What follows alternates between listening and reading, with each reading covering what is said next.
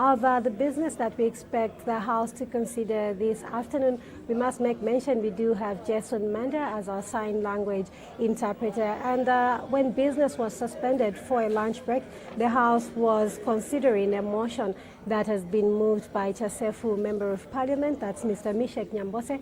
He is actually the chairperson of the Committee on Local Government Accounts, urging that the House adopts the report of the Committee on Local Government Accounts on the report of the Auditor General on the Constituency Development Fund for the financial year ended 31st December 2024 for the 5th session of the 13th National Assembly, laid on the table of the House on Saturday, 9th May 2026. And some members of Parliament have actually debated the motion, and so we do expect the House to continue considering this motion once business resumes after lunch.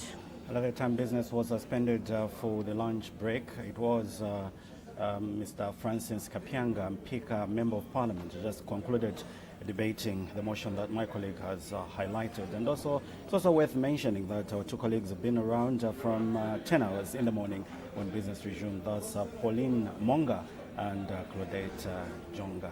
And let's quickly also look at what else is expected to be considered on the floor of the House. So we expect Mr. Muvika to move a motion which will be urging the House to adopt the report of the Committee on Transport Works and Supply on the occasion, on the accession to a ratification of the 2010 Convention on the Suppression of Unlawful Acts Relating to International Civil Aviation, CAB 2655, for the 5th session of the 13th National Assembly.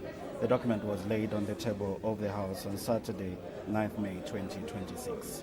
And we do expect Mr. Muvika Shangombo, Member of Parliament, to move yet another motion urging that this House adopts the report of the Committee on Transport, Works and Supply on the accession to the protocol amending the Convention on Offences and certain other acts committed on board aircraft, Montreal 2014, CAB 2671, for the 5th session of the 13th National Assembly, laid on the table of the House on Saturday, 9th May 2026. And yet again, Mr. Muvika will move another motion, and he is the chairperson of the Committee on Transport, Works and Supply. And this motion will be urging the House to adopt the report of the Committee on Transport, Works and Supply on the ratification of the protocol supplementary to the 1970 Convention for the Suppression of Unlawful Seizure of Aircraft, Beijing Protocol 2010, CAP 2665, for the 5th session of the 13th National Assembly, laid on the table of the House on Saturday, 9th May 2027. We've been following Parliament Television and Parliament Radio when the committee was considering these protocols. We were able to broadcast them live, and we did hear from various stakeholders, and I'm sure you're looking forward to hear the committee's report. Yes, indeed, and thereafter we do expect the Minister of Finance and National Planning to move a motion of supply, urging that the House now resolves into Committee of Supply to consider supplementary estimates number 1 of 2026. We expect a total of about 27 bills. 7 are coming up at second reading stage, and 20 of them are coming up at committee stage. So just have a quick look at some of the bills that are expected to be considered at second reading stage, and these are 7. The first one is the Flying Doctor Service Amendment Bill, National Assembly Bill number 47 of 2026. We also expect the Zambia Medicines and Medical Supplies Agency Amendment Bill, National Assembly Bill number 48 of 2026, to be considered at second reading stage. The National Public Health Institute Amendment Bill, National Assembly Bill number 50 of 2026, and the Medicines and Allied Substances Amendment Bill, National Assembly Bill number 51, also equally expected to come up at second reading stage. Other bills include the National Health Research Amendment Bill, National Assembly Bill number 59 of 2026, the Persons with Disabilities Amendment Bill, National Assembly Bill number 64 of 2026, and lastly the National Pensions Scheme Bill, National Assembly Bill number 68 of 2026, to be considered at second reading stage. Other bills that are coming up at committee stage, we do have the Land Survey Amendment Bill, National Assembly Bill number 12 of 2026. And we do have the Anti-Gender-Based Violence Amendment Bill, National Assembly Bill number 18 of 2026. We also have the Health Professions Amendment Bill, National Assembly Bill number 23 of 2026 to be considered at committee stage. Anytime from now, we'll be able to see the Right Honourable Madam Speaker taking her chair. That will signify the resumption of business. Remember, it was suspended at 12:30 to allow members of parliament to have that lunch break. So continue sharing with you business that is yet to be considered on the floor of the House, and we're sharing with you the bills that are coming up at committee stage. The Anti-Gender-Based Violence Amendment Bill, National Assembly Bill number 18 of 2026. We also expect at committee stage the Nurses and Midwives Amendment Bill, National Assembly Bill number 25 of 2026 to be considered at committee stage. The Health Professions Amendment Bill, National Assembly Bill number 23 of 2026, also coming up at committee stage. We now cross over to the floor of the House.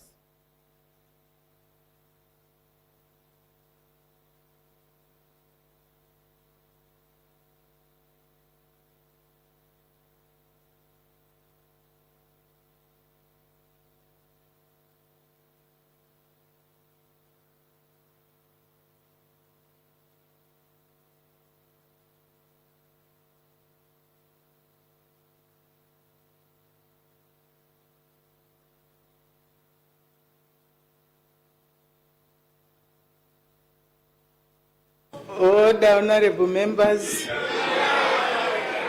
I'm sure you had a good lunch.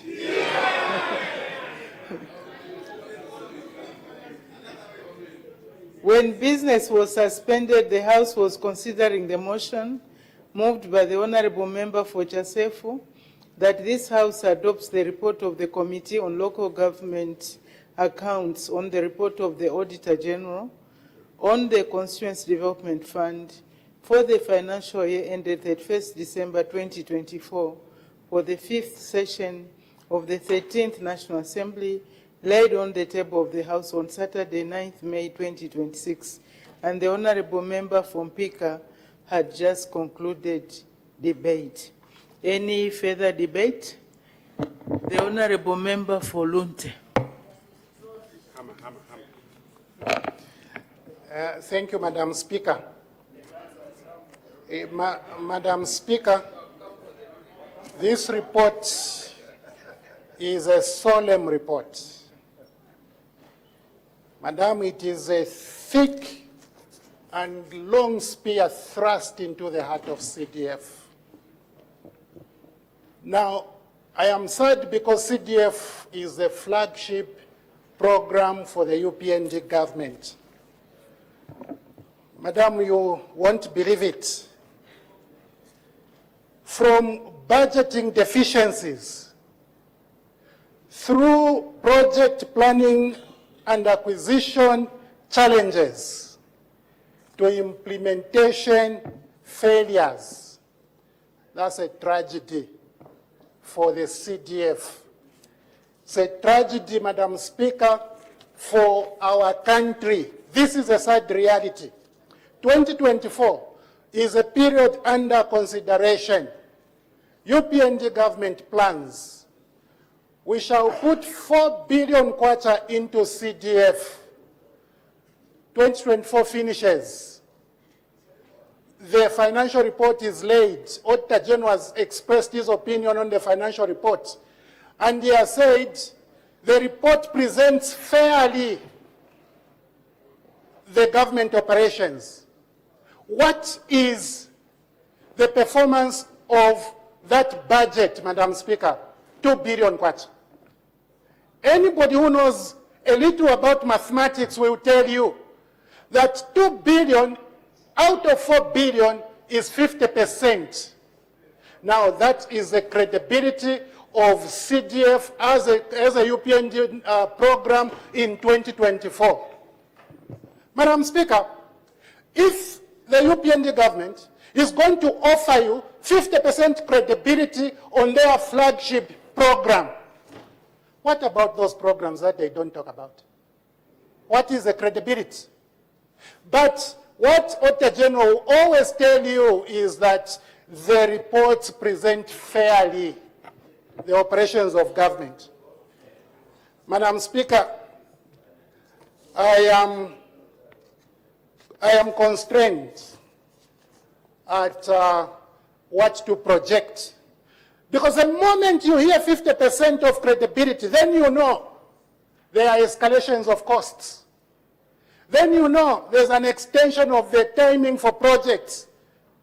About the quality, madam, I know a bridge in Kaloma which collapsed after UPND government spent over 800 million on it. Madam Speaker,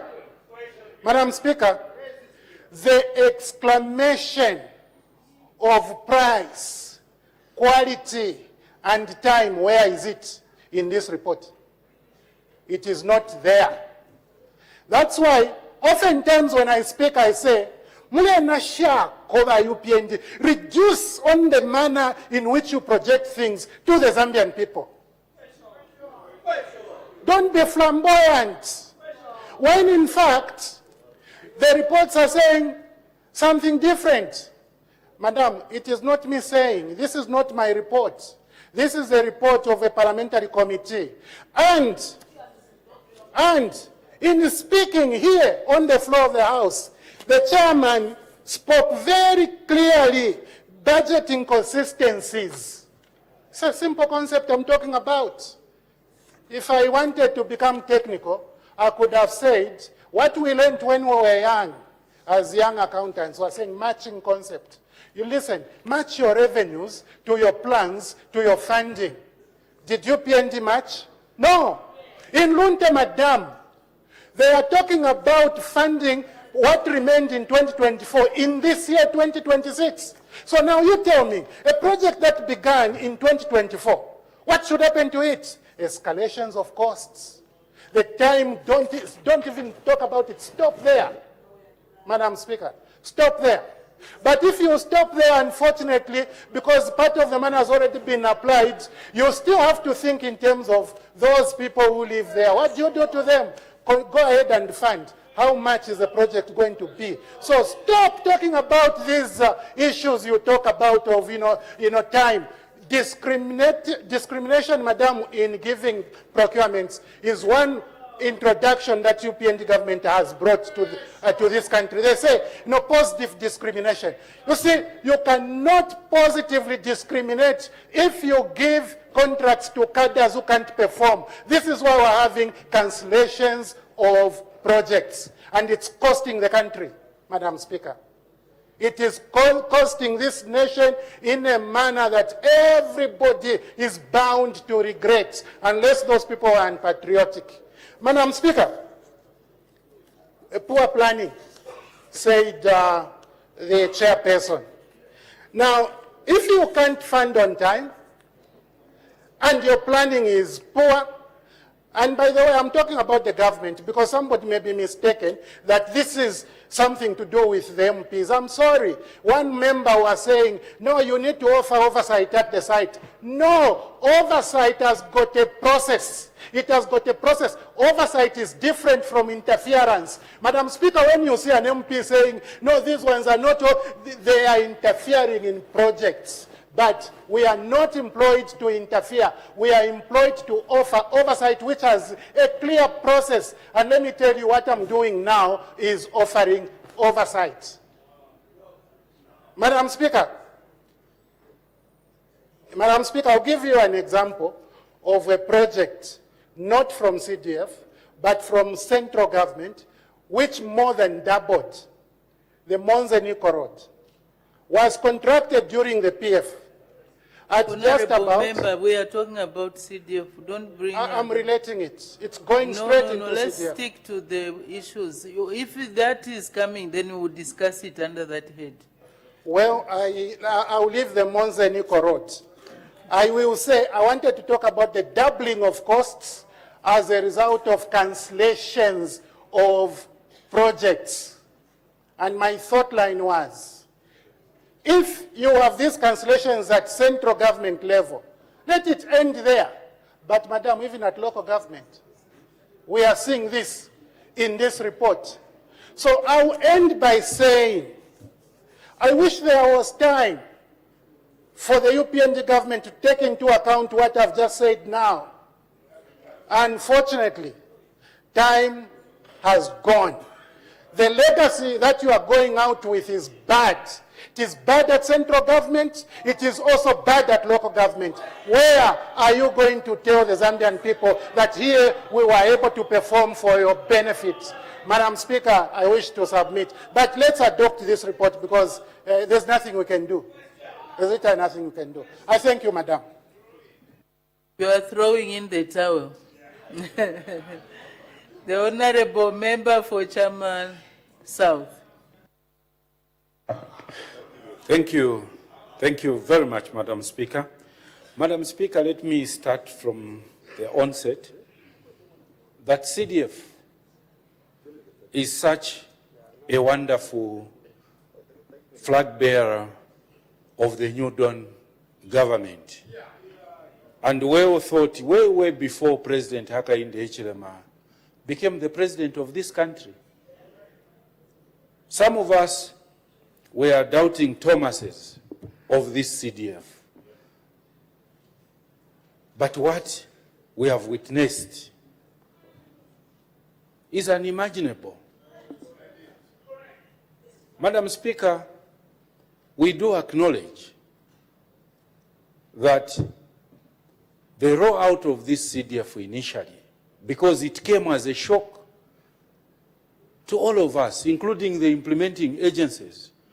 We never believed, Madam Speaker, that the New Dawn government and President Hakainde Hichilema will give us 24 million. We never believed at the beginning. He increased, now we are talking about 40 million. So if there were any challenges, there are those of us who have done project management. We know clearly that such an amount, such a program, which just came suddenly, it was normal to go through what we've been going through. But I can assure the people of Zambia, through you, Madam Speaker, that perfections have since been implemented. And the people of Zambia should embrace CDF, and this can only continue and happen if they also embrace President Hakainde Hichilema on the 13th of August. Madam Speaker, I'm just returning from New Chairman North constituency. I'm just returning. If those who are questioning, I can show them what all the Royal Highnesses they have resolved in terms of supporting President Hakainde Hichilema, anchoring CDF. For the first time, Madam Speaker, we are seeing our children going to boarding schools which ordinarily they will not be going to. Others are attending tertiary training in skills training centers because of CDF. So to insinuate that CDF is not being implemented well, for me, I would suggest that such a member does not deserve to be re-elected. Because in Chama South, CDF, Madam Speaker, is doing wonders. We have used CDF to do 65 kilometers Chasato-Chikwa Road. As I speak, I want to thank the Minister of Finance. We are working on Munyokwa-Chifunda Road, and people are watching. And I just want to promise the people of New Chama North that wait, vote for President Hakainde Hichilema, you will see wonders. Because of CDF. To make claims, Madam Speaker, that funds releases are not enough, it's not understanding how government works. Here we pass estimates of income and expenditure. There are estimates which can either be fully funded or not. One thing that I want to praise the new Dawn government, President Hakainde Hichilema and the Minister of Finance. In the past, some of you members, my colleagues, you were here. The 1.6 million, we could only receive at times 500,000, and you forfeit the entire balance once the year comes to an end. That is what used to happen. You receive 500,000, it's December, you lose everything. That is not what this government, methodical government, led by President Hakainde Hichilema, is doing. Right now, we are being given funds which we did not utilize last year, meaning this year, funds are still coming. Government is a going concern. It does not come to an end. That's my understanding. So whatever is being released and whatever remains, we are still being paid. So it's very, very important that we tell the people of Zambia the truth. For us members of parliament who come from rural areas, let's be honest with our people.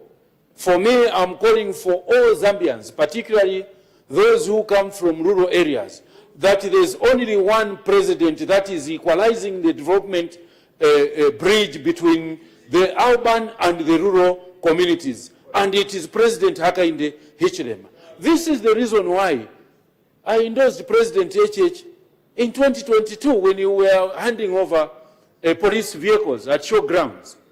I was insulted, but now I can stand tall because I know, Madam Speaker, that 99% of my colleagues on the left here have endorsed President Hakainde Hichilema. If you've remained, you want to criticize CDF, it means come August, you will not be in this August house. I can guarantee you. Madam Speaker, your CDF report is very clear. And it's a 2024 report which was highlighting implementation challenges. And since then, improvements have been done. For us in Chama South, I'm ever on the Minister of Finance requesting for funding. And funding indeed is being released. Just in the last 2 weeks, I think most of the constituencies have received above 5 million. Above 5 million. If colleagues, you are members of parliament, you just sit here and expect things to move in your constituencies, then you are a problem. Because we need to get on the ground and play our effective role of oversight on our local authorities. Those of us who have done that, we've got a good report to make, Madam Speaker. This is the reason why, Madam Speaker, I will not be ashamed to state that on the 13th August, I will be voting for President Hakainde Hichilema and the new Dawn government. If we are the way of voting for ministers, I will be voting for Minister of Finance to come back, Minister of Infrastructure, and many, including Minister of Information and Tourism. And unfortunately, Madam Speaker, unfortunately, the powers lies in the hands of the President. And you, Madam Speaker, we want you to come and continue. We are very happy the way you've handled this House, Madam Speaker. I submit. Thank you. Thank you very much. Honorable Member from Pika, I know you have debated, and when you were debating, you were allowed the space. What's the point of order? Thank you so much, Madam Speaker. And indeed, Madam Speaker, you graciously gave me an opportunity to debate. I debated the report. Madam Speaker, I rise on a very serious point of order pursuant to our standing orders. Madam Speaker, here on the floor of the House, we've been guided several times to desist from using this platform to campaign for our preferred candidates. It's indeed, Madam Speaker, in line with the fact that we are a house of the people, and the people we serve are different, they differently belong to various political parties. However, my honorable colleague, the defector for Chama South, has... Order, honorable member. When you say something, you should be able to verify and provide evidence. Just this morning I was guiding. And do you have evidence to show that the honorable member is a defector? Even him, Madam Speaker, in his debate, he's confirmed that he is going to UPND. Please listen. When people are debating, listen. Don't listen to what you want to hear. Listen. Madam Speaker, this one is a defector, Madam Speaker. He's defected to UPND. The honorable member for... He's a defector, this one. Just take your seat. Can we make progress? Let's give people who want to debate, not who want to cause commotion. The honorable member for Shuangandu, we have the floor. Thank you, Madam Speaker, for allowing me to also make a few comments on this voluminous report from the Committee on Local Government Accounts. It's interesting, Madam Speaker, that obviously this season is a very interesting season in terms of adoptions, so people can easily veer off from the report and become praise singers when there are serious matters that are raised in this report. Just like you are veering off, honorable member. Madam Speaker. Because veering off means either for or against. So all of you, those who come to equity should come with clean hands. Madam Speaker. I am saying that all your hands are dirty hands. May we proceed, honorable member? Madam Speaker, those of us who have had the privilege to be long enough here, we understand this season very well. Madam Speaker, the challenges raised in the report deserves to be addressed. And I was following keenly the presentation of the mover of the motion, who is the chairperson of this committee.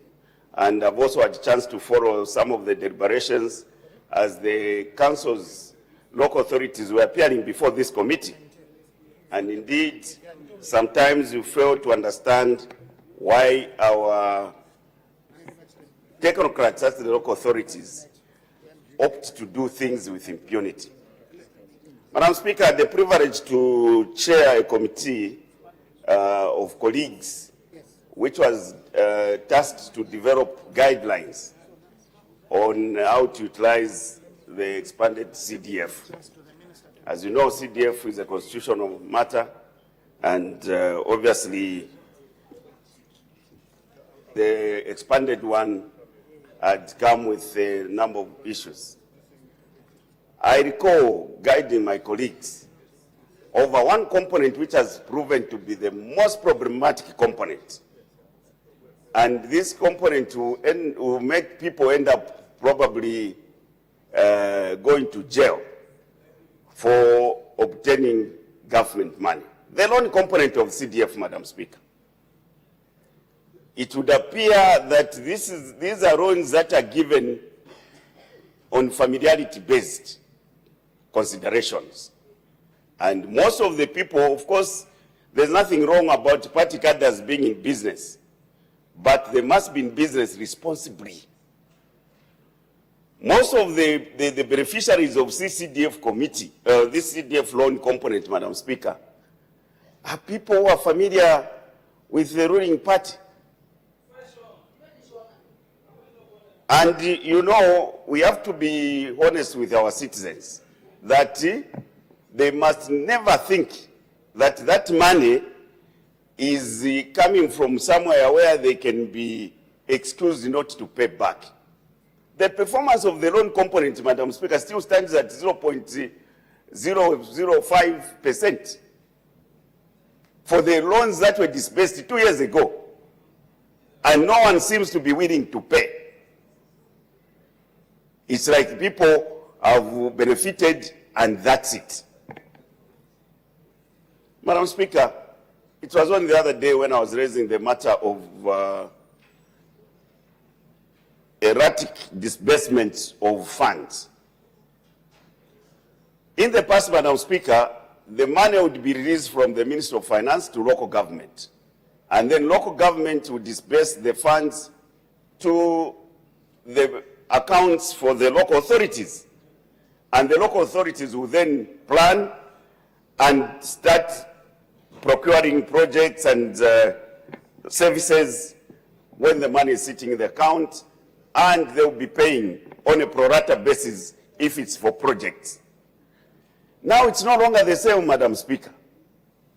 Now people procure projects, contractors on site, and IPCs now have to be consolidated, and then you send, and that's when money is released. This has proved to be a very big challenge, Madam Speaker. And I think all the honorable members here know that how challenging that has been. I know maybe Katombora is receiving, but all of us here, you know that we are facing the same challenge. This is non-partisan. And when we are addressing issues like this, we must all be on the same page and address concerns as they have been highlighted in the Auditor General's report. And I want to commend the chairperson of this committee. Yes, you have looked, sometimes people would, consider it to be unreasonable when you're dealing with those local authorities. But that's the language they want to hear. Because the kind of laissez-faire attitude in most, not all the councils, but in most of the councils, leaves much to be desired. The works, the project monitoring is something else. Because if you go and see the classroom blocks that would have been constructed last year, and you find the way the floors are cracking, it will tell you that you have got a challenge. Because, you know, you can put up a building which is durable and money spent, value for money. But if you are doing the same works, it goes back to the same thing. Yes, it's important to empower our local people in terms of contractors. But you can't start construction, you can't do job on training.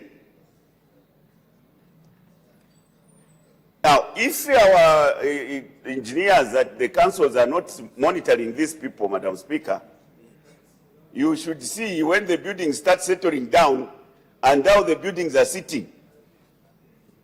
It's across everywhere, in all the constituencies. So, Madam Speaker, it's important that we continue building capacity in our councils in order for this fund to be utilized effectively.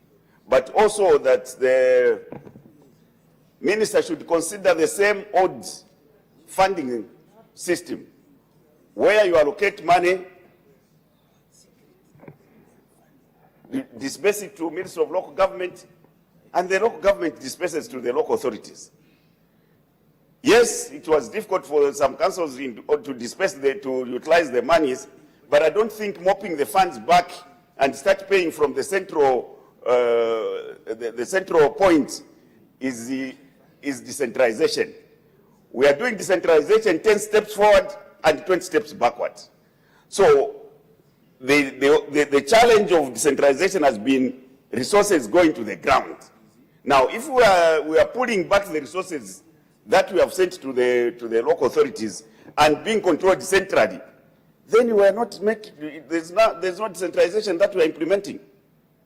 So, Madam Speaker, some of the challenges that have been highlighted here can be addressed in twofold: timely disbursement of funds, capacity building in the local authorities, so that all those contracted projects are monitored effectively. Otherwise, we shall continue to see these audit queries year in, year out. I thank you, Madam Speaker. Thank you very much. The Honourable Member for Kamfinso. Madam Speaker, thank you for the opportunity to make a few comments on the report of the committee. Madam Speaker, the findings in this report can be put in 2 or 3 different categories. There are those that can be attributed to late release of funds. I think my colleagues have already touched on the impact of not having the funds in good time. That is one challenge, Madam Speaker. But also there's a challenge that has to do with internal controls in most of these institutions called local authorities. Madam Speaker, I am a member of a committee on local governance and traditional affairs, which is dealing with a similar report, but on different operational challenges that councils are facing. And some of the challenges, Madam Speaker, similar to what has been highlighted by this committee, also relates to weak internal control systems. Madam Speaker, if government has released funds, and these funds have to be given to a contractor to be able to discharge work, the first thing that you are going to do, Madam Speaker, is to ensure that before funds are spent, you actually verify that the correct expenditure will be applied on a project. So you need internal audit to verify before the payment is made, Madam Speaker. What I've seen in some of these reports, Madam Speaker, and I want to predict that this is not the last time we are going to see a similar report if we don't put in place internal audit controls that are efficient. Madam Speaker, if works are ongoing, a school is being built, and the engineer certifies works to be paid by the council on behalf of government. Madam Speaker, for as long as internal audit has not done its work, because internal audit should be able to say, engineer, can you verify that these works have actually been done? Because you can't sign an IPC, Madam Speaker, without verification. What am I trying to raise, Madam Speaker, today?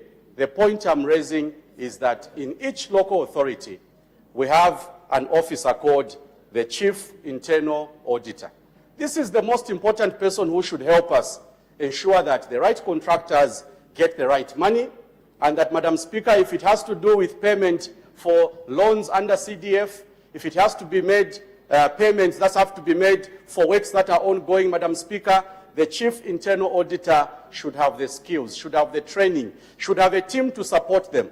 Because what do you do if you are a Chief Internal Auditor? You have 16 payments that have to be made, and you are told, please clear these payments, because without clearance, Madam Speaker, from the Chief Internal Auditor, no payment can go in a local authority. So I'm reading those findings, item by item, and I'm wondering, Madam Speaker, do we have the right number of workers in each internal audit department of a council?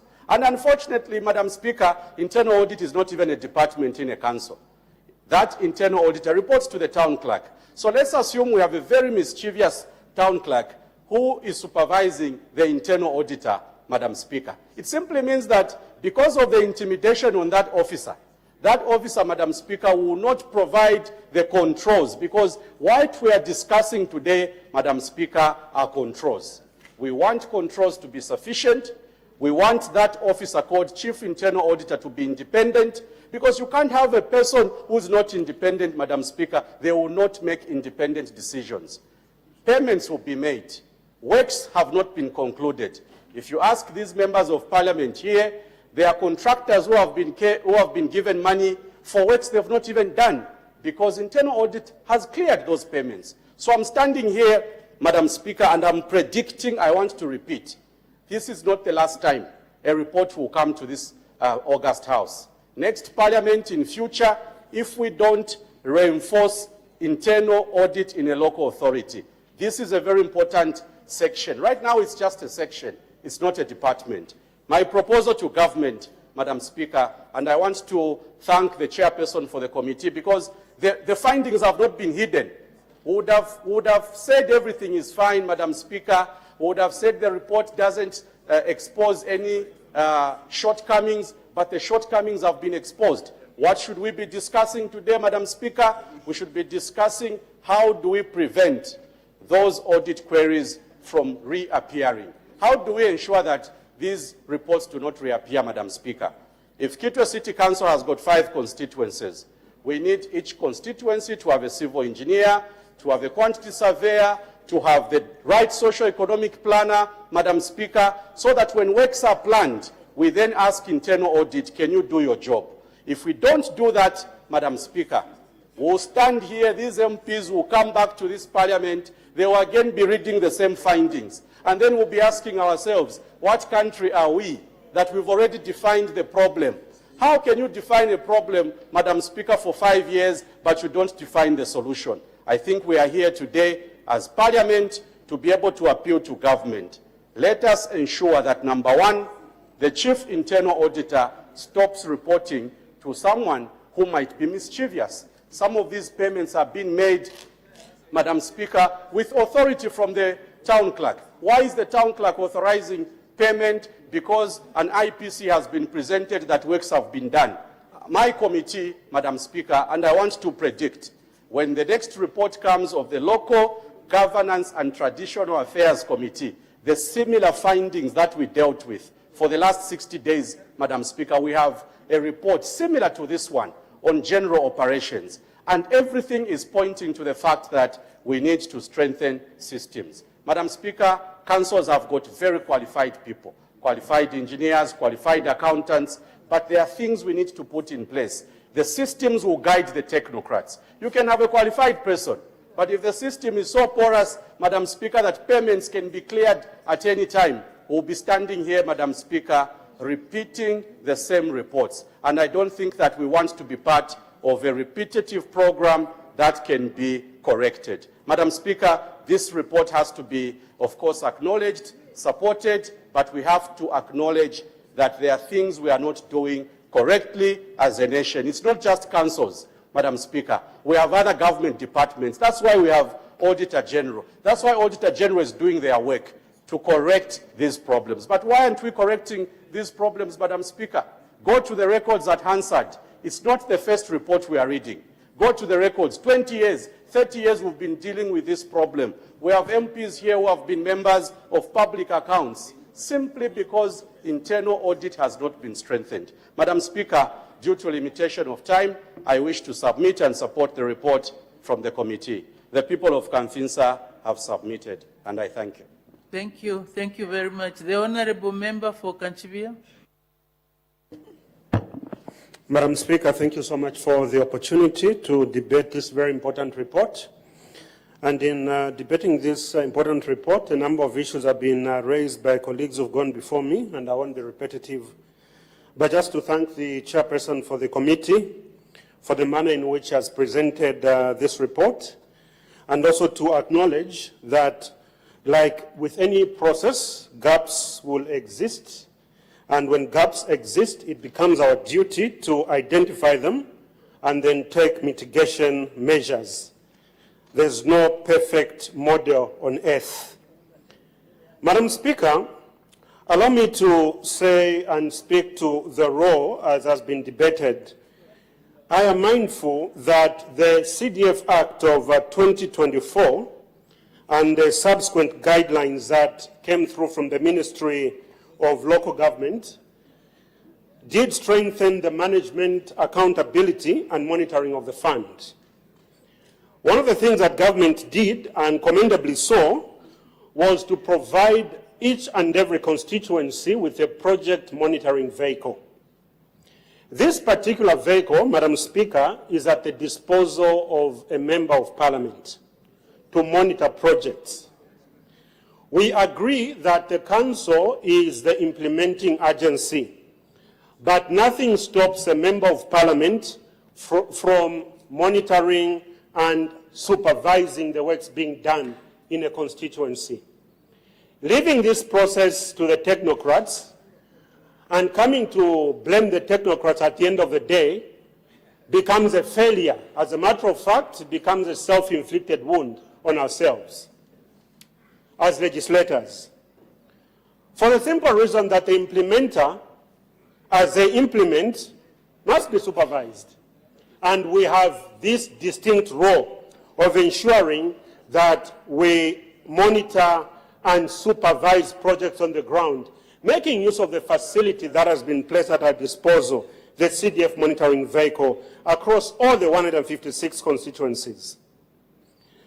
Madam Speaker, allow me to also mention that legislation, as we have it, the CDF Act of 2024, the subsequent guidelines that have been provided, recognize the need for coordinated monitoring, encouraging members of Parliament to be involved in ensuring that projects approved in the constituencies are executed effectively and efficiently. Madam Speaker, we will continue to knock on the door of the Executive and the Minister of Finance, mindful that we do have estimates, and sometimes we have occurrences that were not planned for, budgeted for.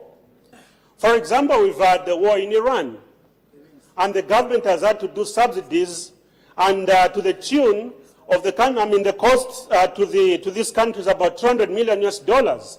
Where is that money going to come from?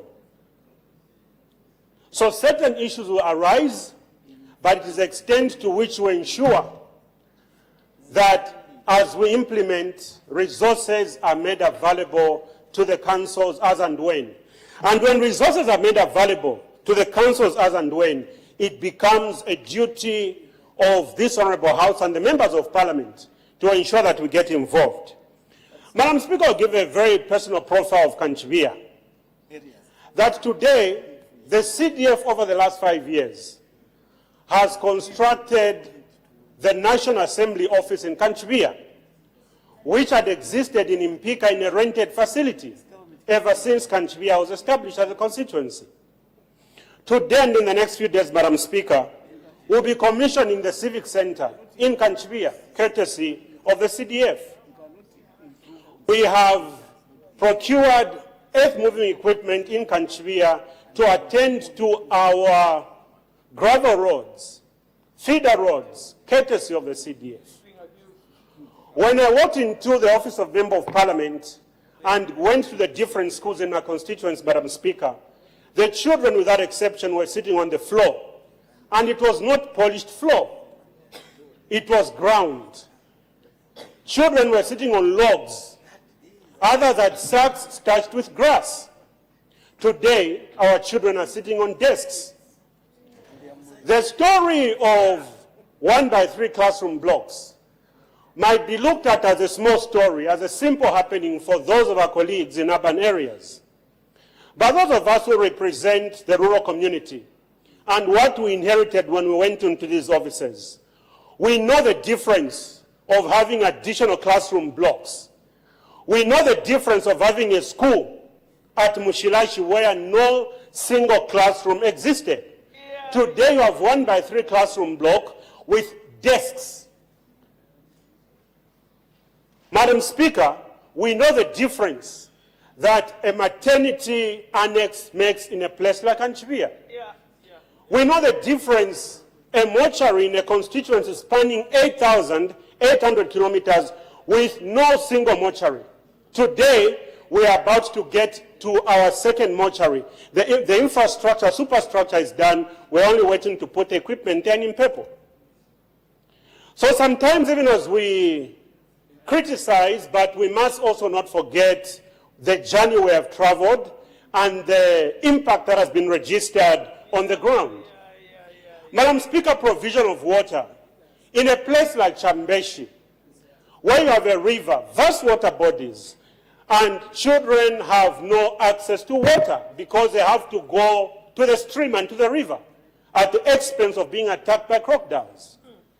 You construct water schemes and piped water. When we spoke about piped water in Kanchibia, we were told this is a far-fetched dream. It could not happen. We have bridges that have been constructed using the CDF facility. So even where there's been slippages and where there's been lack of capacity, we do acknowledge it as a challenge and as work in progress. But that must not give CDF a bad name. There is no member of parliament, Madam Speaker, without exception, and I speak with authority. There's no member of parliament who can say that there's no CDF project that is not being attributed to their being in office today. As a matter of fact, if there's a trump card for a number of us, if not all of us, as we go back to the people, in the PF, we say Sontepo Wabomba. Even as we transition, we will be saying Sontepo Wabomba. Can you show where you have worked? Can you bring evidential proof to the table? How else can you talk about evidence if you haven't delivered? and the mechanism at our disposal, and thanks to the President, His Excellency President Hakainde Hichilema, and the European government, has been the CDF mechanism. So it will be an act of insincerity on a number of us to abdicate this particular function, a very important function, just to the council, or because there's a report that has flagged off a certain councils. Let us take responsibility. Where we have scored, we score together. Where we have failed, let us fail together. Madam Speaker, thank you. Thank you very much. The Honorable Member for Mwinilonga will be the last to debate from the backbenchers.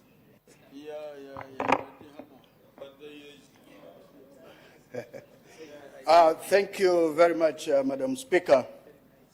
Madam Speaker, I want to say that this is my farewell debate to this House, as I'm not seeking to recontest my position. As I go on, please, where I make sense, cheer me up. Because if you don't, I will stop.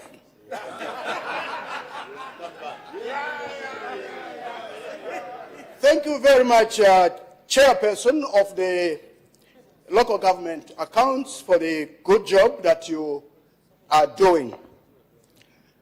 I have listened to your report. I've also listened to various debaters this afternoon. I want to say that it was every government's wish to ensure that Constituency Development Fund is enhanced. But alas, I think there was a problem, capability in the past governments to ensure that they champion enhancement of Constituency Development Fund. I've heard some of my colleagues trying to absolve themselves, to free themselves from the Constituency Development Fund for projects that are being implemented in the constituencies. Members of Parliament are part of government. We serve the government of the day to ensure that our people are saved.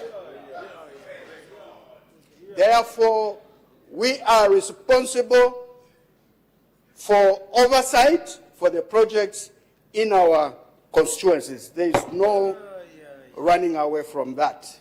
Cheer me up, colleagues. The other point that I would want to go to is I've heard my colleagues saying the government is interfering in the selection of projects, and that is not decentralization. I think that is misconceived, colleagues. The positive interference that has come from the central government arises from the complaints that are coming from the people. For instance, if we go to Mwinilunga, we've been complaining about lack of ambulance, a lack of vehicles for police, and the government listened.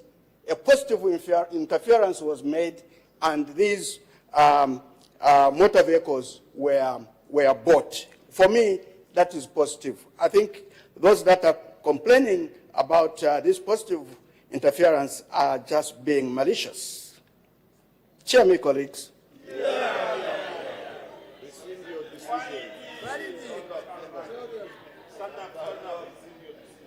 Colleagues, I also want to talk about the colleges that have mushroomed as a result of Constituency Development Fund and the overcharging. I think comrade from Nkana mentioned this, and I think I do agree with him. I want to say that TEVET hasn't done a good job to help government assess the capabilities of some of these colleges to ensure that we churn out youths that are going to be useful on the market. Here, I would urge government to do some control. If we can control democracy, why can't we control liberalization? Cheer me up, colleagues.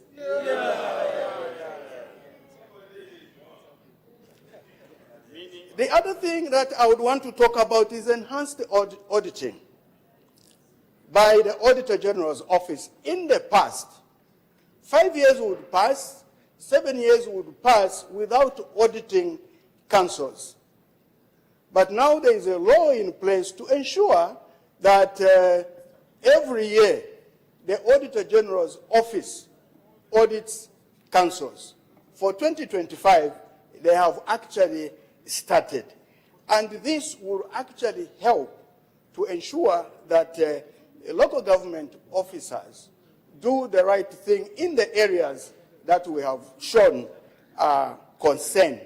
And I think added to this, looking at the organization chart of local government, I think that the central government should look at the issue of monitoring and evaluation. I think there must be a section or a unit in the councils to ensure that there is monitoring and evaluation.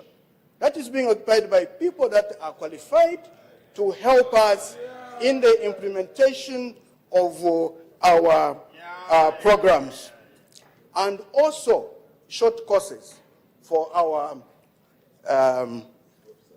officers in the councils. I want to applaud the government for having a segmented development strategy, that we have development that is taking place at the local level, which is being driven by constituency development fund, and also development at the national level. If we fail to advance at the local level, I think the blame should not go to the central government. The blame should come to ourselves as leaders in the constituencies and all those that are in the development chain at that level. So this is why I am saying we should not absolve ourselves from the development that is taking place at constituency level. Cheer me for the last time, colleagues.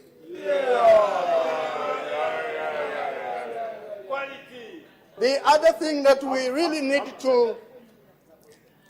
need to applaud government is the issue of delimitation. Maybe for me, maybe for some of you who are living in smaller constituencies and you have gotten an extra constituency.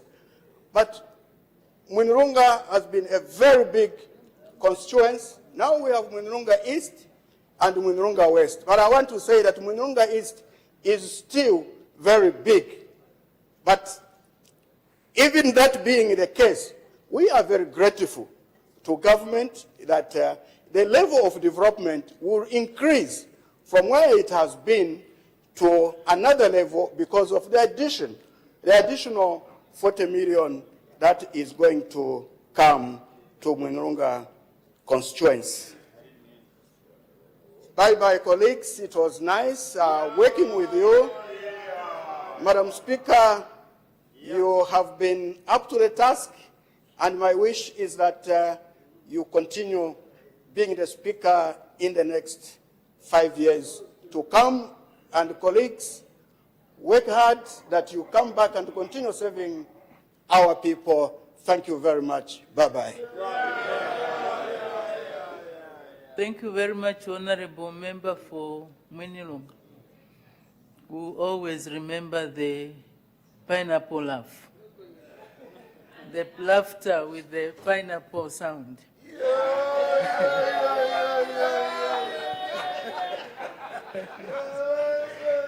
Thank you very much.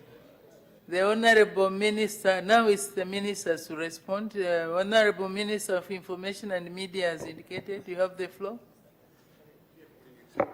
Thank you very much, Madam Speaker, for the opportunity to speak, and that I am the first one to debate after the farewell speech by my father there, Honorable Samaka. It was wonderful working with you.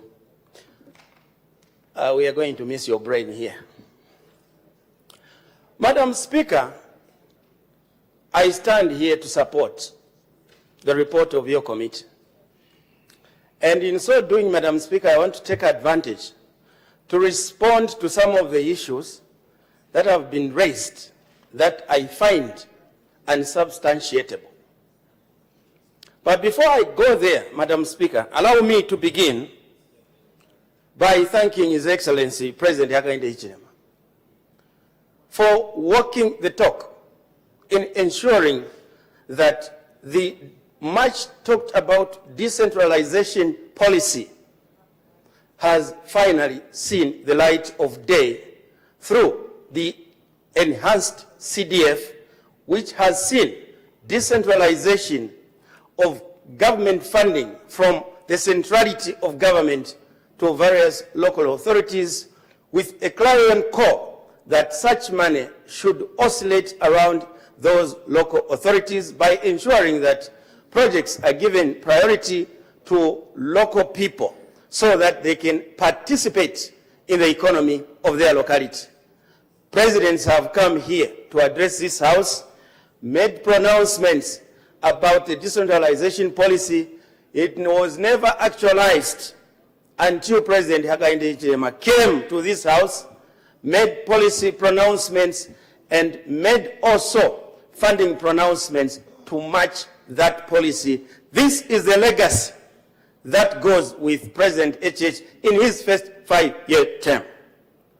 I therefore would have loved Honorable Kafwaya to be here, but as usual he debates and leaves, because I'm responding to his assertion that the 5 years of the new dawn will have a bad legacy, that posterity will remember the New Dawn administration in terms of CDF as being bad.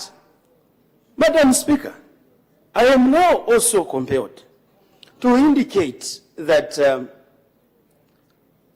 President Hakainde Hichilema has walked the talk by ensuring that he promised enhanced CDF. He found it at 1.6, Madam Speaker. It is now 40 million kwacha. Like the Honorable Member of Parliament for Chairman North indicated, many people, naysayers, were saying, where will he find the money? Here we are, walking the talk. I think this President, Madam Speaker, is worth commendation by all the members of this whole House.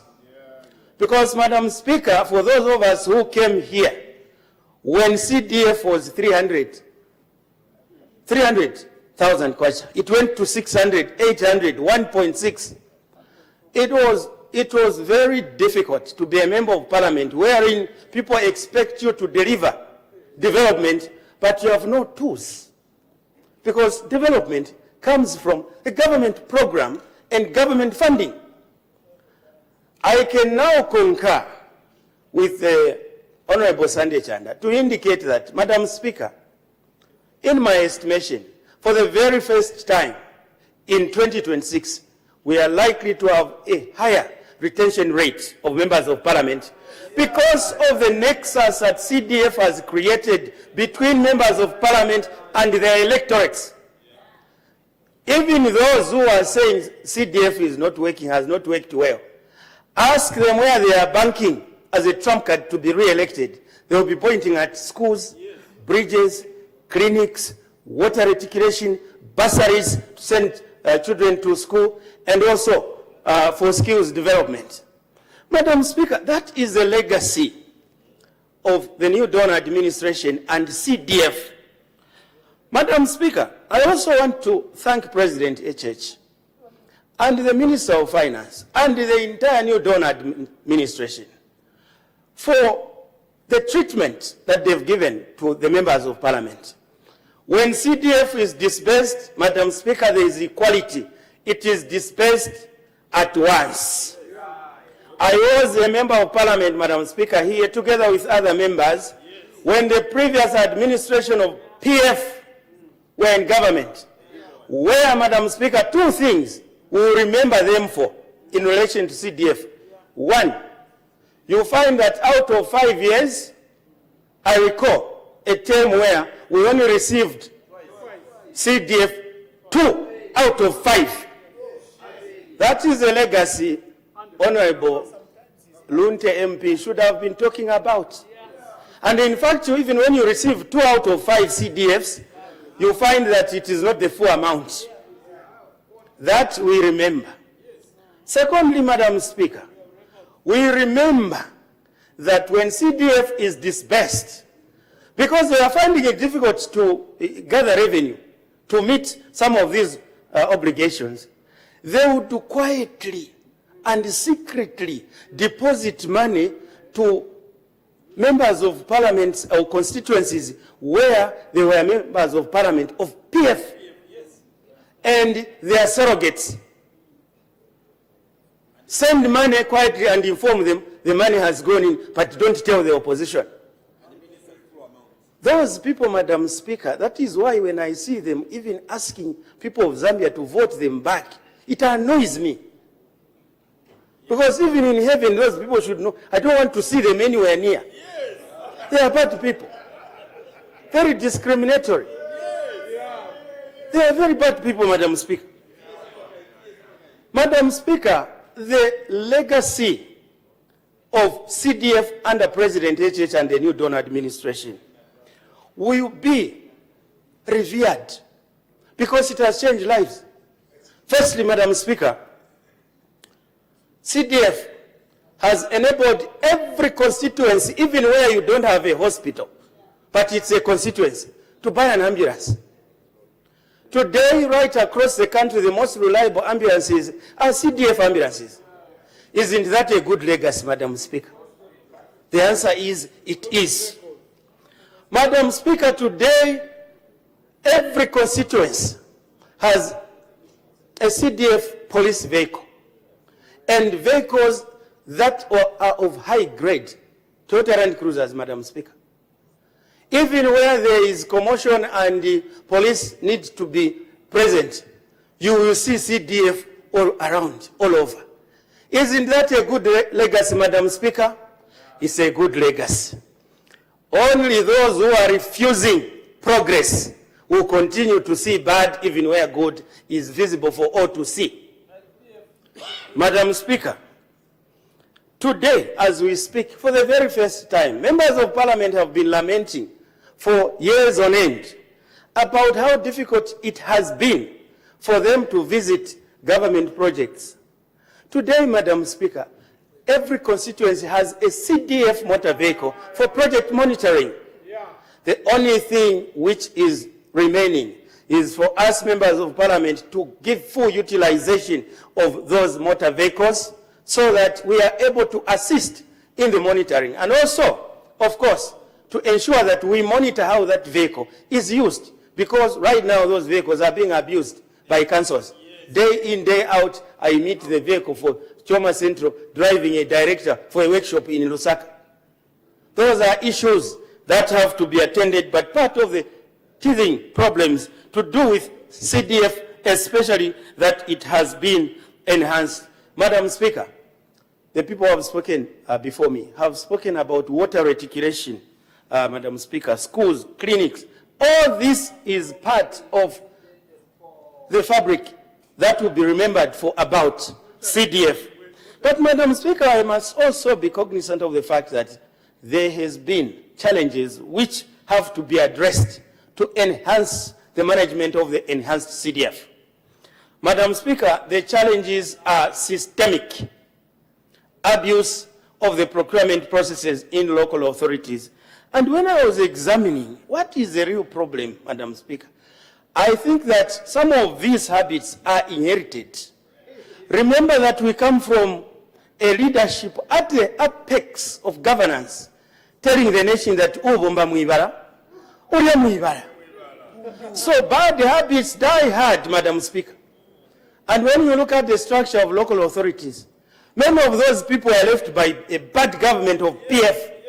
Hence some of these challenges which are being addressed day by day. And August 13, 2026, President HH gets a second mandate.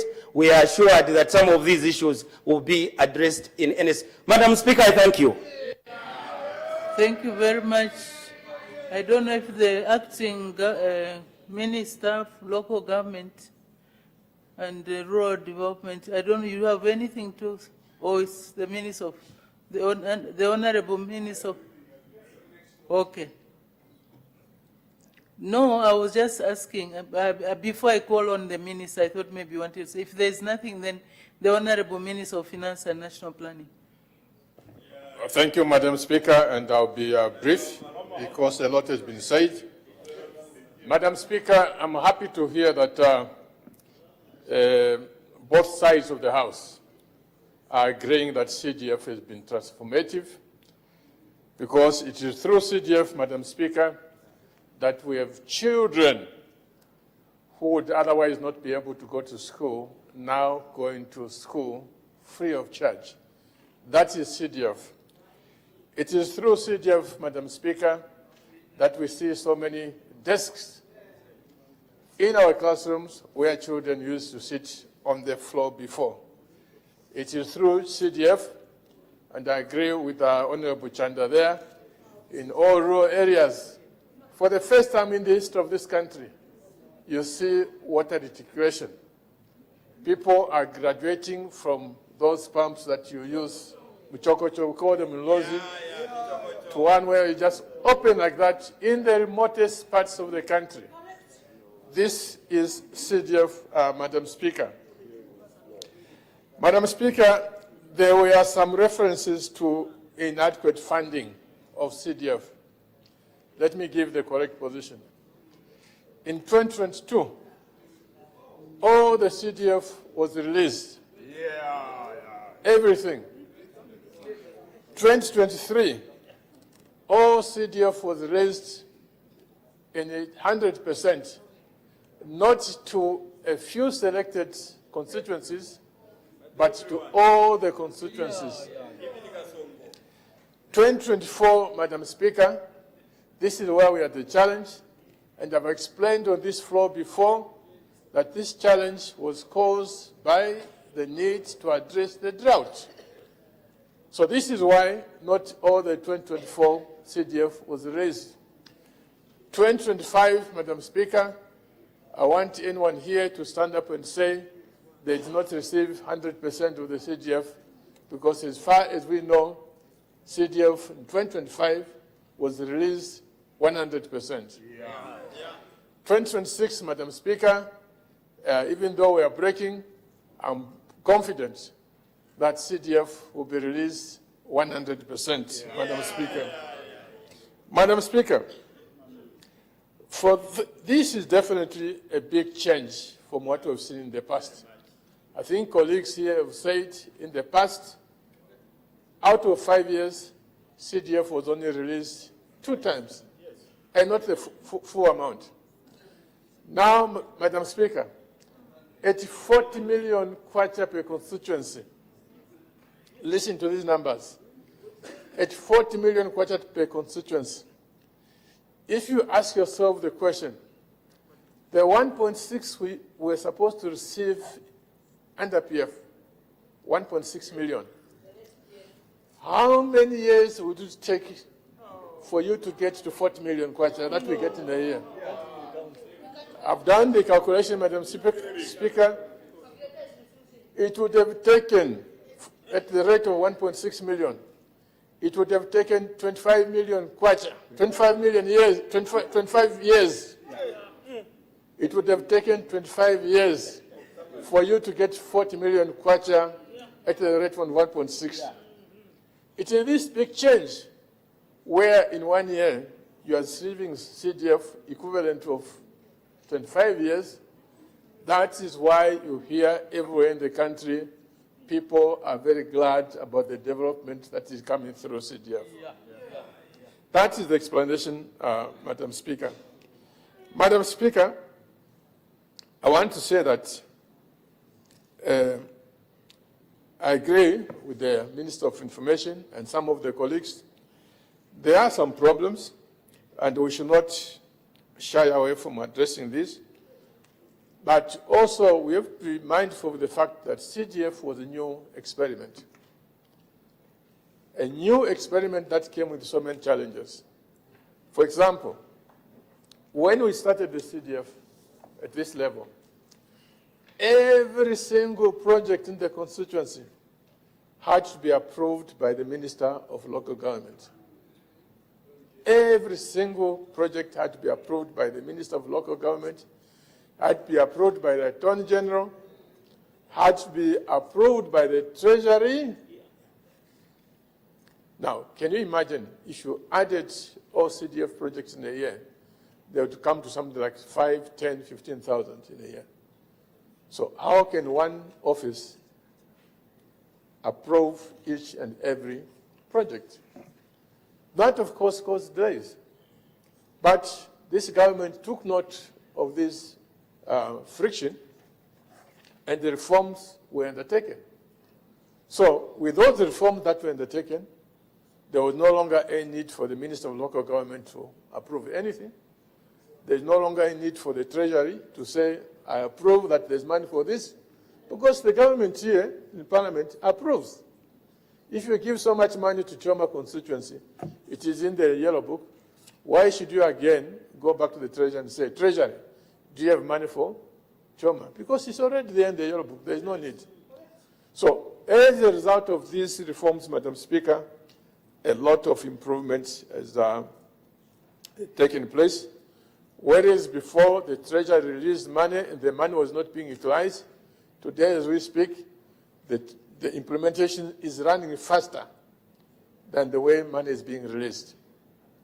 I want to urge colleagues, Madam Speaker, the Smart Zambia have developed an application together with the PDU, Presidential Delivery Unit, where these projects, CDF projects, are monitored constantly. And the information is computerized. The information is computerized. At the touch of a button for any constituency, you'll be able to tell where the CDF project in that constituency is performing. I'm happy to tell you that the latest information which I received, as they do the trials, in most of the constituencies, performance is now well over 80%. Performance is now well over 80%, sometimes 85%, sometimes 88%. From those days of 10, 15%, it has risen to 88%. This is what it means to have good leadership in the country, Madam Speaker, to be able to recognize problems, because problems will always be there. What matters is the leadership able to perceive those problems and do something about it?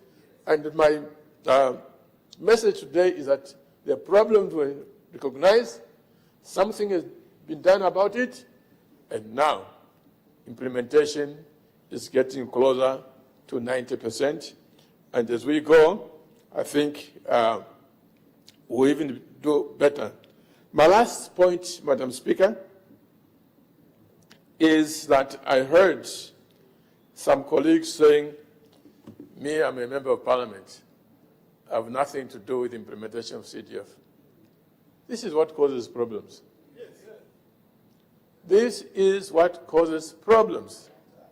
I remember, I think it was last year, when the information was being released, one of the constituencies had done 0 projects in 2022, 0 projects in 2023. Can you imagine?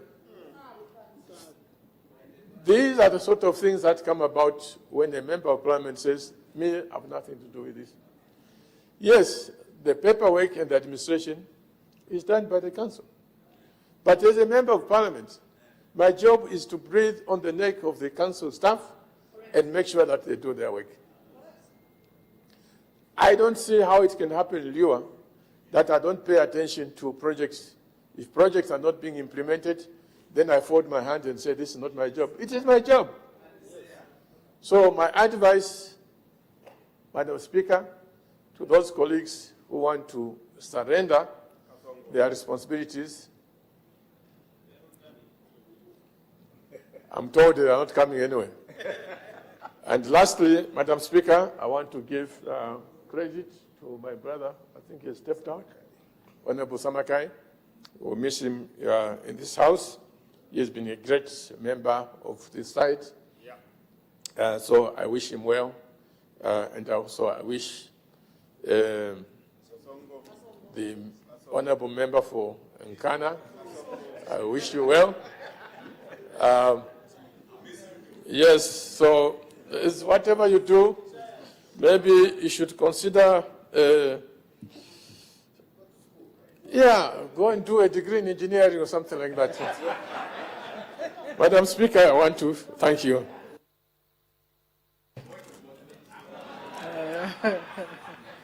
That was, you were being cancelled, Honorable Member. What's the point of order? Or you were just... Madam Speaker, my point of order is premised on number 71. Is the Minister of Finance in order to suggest that I should go and do an engineering course when he has forgotten to mention that he needs to leave room for younger people to come and occupy his place? I seek your indulgence.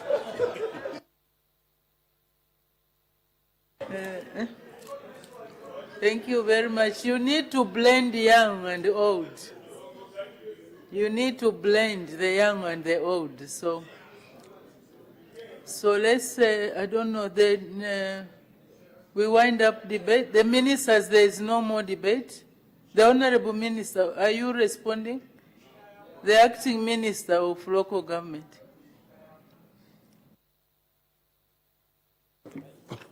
Thank you, Madam Speaker, for an opportunity to react to the debate that has just ensued. But before I read my statement, Madam Speaker, there is need to react to some of the sentiments expressed by some of the debaters. But before that, I think this debate has highlighted one critical thing. In the members of Parliament, right from when we came into the 13th National Assembly, that wanted to give this new Dawn government the benefit of doubt to see what they would do. You will see that going around their constituencies, both sides of the House, you have seen great performance in the CDF because they embraced CDF. I have in mind Honorable Sunday Chanda, and you have heard what he has said. Honorable Davison Mungandu, you have heard what he has said. But Honorable Vomango Musumari, who through CDF, selective use of part of the CDF, was able to have commissioned 6 bridges across the Kasiji River, which was in Zambia's west, which was able to connect the area right up to Chief Kinyama. In terms of what has been said, I think the Minister of Finance has commented on those MPs that say that they are not involved or they have no authority, so I won't touch that. Honorable Fube of Chilubi, he said that the solar project, which is being financed by CDF, is of no benefit to Chilubi. Let me tell him that the whole idea of this solar project, which is 2 megawatts per constituency, the benefits for the constituency are twofold. It is meant to address the issue of shortage of electricity in the country. That is number one. And when he says that the marine cables going to Chilubi from Zambia are not working, that's a separate issue. You address that with ZESCO or those that are associated. The second benefit of this solar project is this is an investment. A company has been created where the constituencies, through their councils, are shareholders in this company. So there will be money when they declare dividends that will go to the councils, associated councils, and indeed the constituencies. Honorable Kapianga says that the government has abandoned implementation of capital projects, pushing everything onto CDF. That's not true. There are many, many projects that the government is undertaking, but also understand CDF is government money, and it must be used for the benefit of our people. I want to correct Honorable Mutoto Kafwaya, who said the bridge in Kalomo costing 800 million kwacha. That's $40 million. This bridge, a bridge costing that amount of money, is a bridge on a major river like Afiwe, Luango, and so on. I don't think that there's such a bridge in Kalomo. This was a small bridge. Obviously, there was need to ensure that quality is enforced there.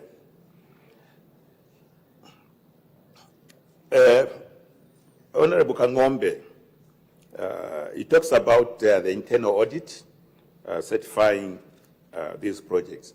I think we need to go behind that. But even before internal audit comes, it is the technical departments in the councils, the ones we used to call director of works and their engineers, who certify the works that have been completed, that must make sure they certify works that has adhered to quality and done properly. One of the videos we saw circulating, I think it's in Chipangari with our Minister of Eastern Province, where use of a finger was able to break down a floor. I think that shows that the engineers in that council leave much to be desired. And we want to ensure that these things will be corrected. Now, Madam Speaker, I wish to thank you for according me this opportunity to render a closing statement to the August House on the report by the Committee on Local Government Accounts, on the report of the Auditor General, on the Constituency Development Fund for the financial year ended 31st December 2024. I want to thank the committee on their comprehensive report presented to this August House and the recommendations made to improve management of the CDF. Madam Speaker, the CDF remains one of government's most important decentralization and community empowerment programs aimed at taking development closer to the people. Since the enhancement from 1.6 million in 2021 to 40 million kwacha, government has recorded increased community participation in development planning and implementation. By the way, when I first came into this parliament in 2006, it was 30,000 kwacha CDF. Immediately afterwards, we increased it to 60,000 kwacha. So, how wonderful to be an MP now. I only wish that even those nominated MPs would get CDF. I think I would have done a lot. Yes, we can say that. Madam Speaker, as correctly observed by the committee, government has noted several implementation challenges in the implementation of the program. To address them, government has put in place the following measures. 1, decentralization and faster approval processes. Government has decentralized some approval functions from central government to provincial and council levels to speed up fund utilization and project execution. This has already contributed to improved utilization rates. 2, improved communications and public awareness. Government recently launched the CDF communication strategy aimed at increasing public awareness, enhancing citizens' participation, and improving access to information on CDF utilization and project implementation. 3, digitalization of CDF management. Government, through the Ministry of Local Government and Rural Development, in collaboration with the Smart Zambia Institute, has introduced the CDF Management Information System, that is CDF MIS. This digital platform enhances application processing, approvals, monitoring, and reporting in real time, thereby improving efficiency and reducing delays. 4, strengthening transparency and accountability. Government has directed all local authorities and the CDF committees to strictly adhere to the provisions of CDF Act and the operational guidelines. Transparency, accountability, and equity must guide utilization of public resources. Madam Speaker, all the 10 recommendations made by the committee border around poor management of projects across the entire CDF project cycle. I wish to indicate to this august House that government, through the Ministry of Local Government and Rural Development, and working together with the Local Government Service Commission, has put all principal officers on performance contracts to improve accountability and performance. Government has also continued to build the capacity of council officers, ward development committees, and the constituent development fund members in project management, procurement procedures, project planning, financial management, and monitoring, among others, for purposes of improved management of CDF projects. Madam Speaker, in conclusion, but before I conclude, it has been said here, Madam Speaker, that this CDF is a legacy project for the President. Indeed, if President Hakainde Hichilema had done nothing else but just what he has done in CDF, he would still deserve to be brought back. But that's not the only thing. Those of us who work with him know how tirelessly he works. Workaholic, I think they call it. This is CDF, but almost everything that you touch, that he has touched, it has turned out to be legacy for him. Look at what he has done in the mining sector. If nothing else had done, just what he has done in the mining sector, that would have been legacy for him. Agricultural sector, where year in, year out, we had issues of lack of production of our staple food. Yeah. Now, in spite of the drought that we had, we are now producing bumper harvests. In manufacturing, where we are not manufacturing many things, now we are manufacturing fertilizer. We are now going to manufacture chitenges and so on. This man who came into office in 2021, through the way he has run this country, where virtually everything that he has touched has turned into a legacy project for him. I think if we want to continue, even resolving the debt crisis, that alone was sufficient to propel him into another term. But a combination of so many things, really, we the Zambians ought to give him another chance to continue, because I see that in the second term, having placed this government, this country, on a growth trajectory, what we see in the second term, it will be something to behold. Zambia, as I said the other time, will become a normal country from the perspective of the economy and the good governance, where everybody is able to do that which is legal and allowed. Madam Speaker, I thank you. Thank you. Thank you very much. The Honorable Member for Chasefu, winding up debate.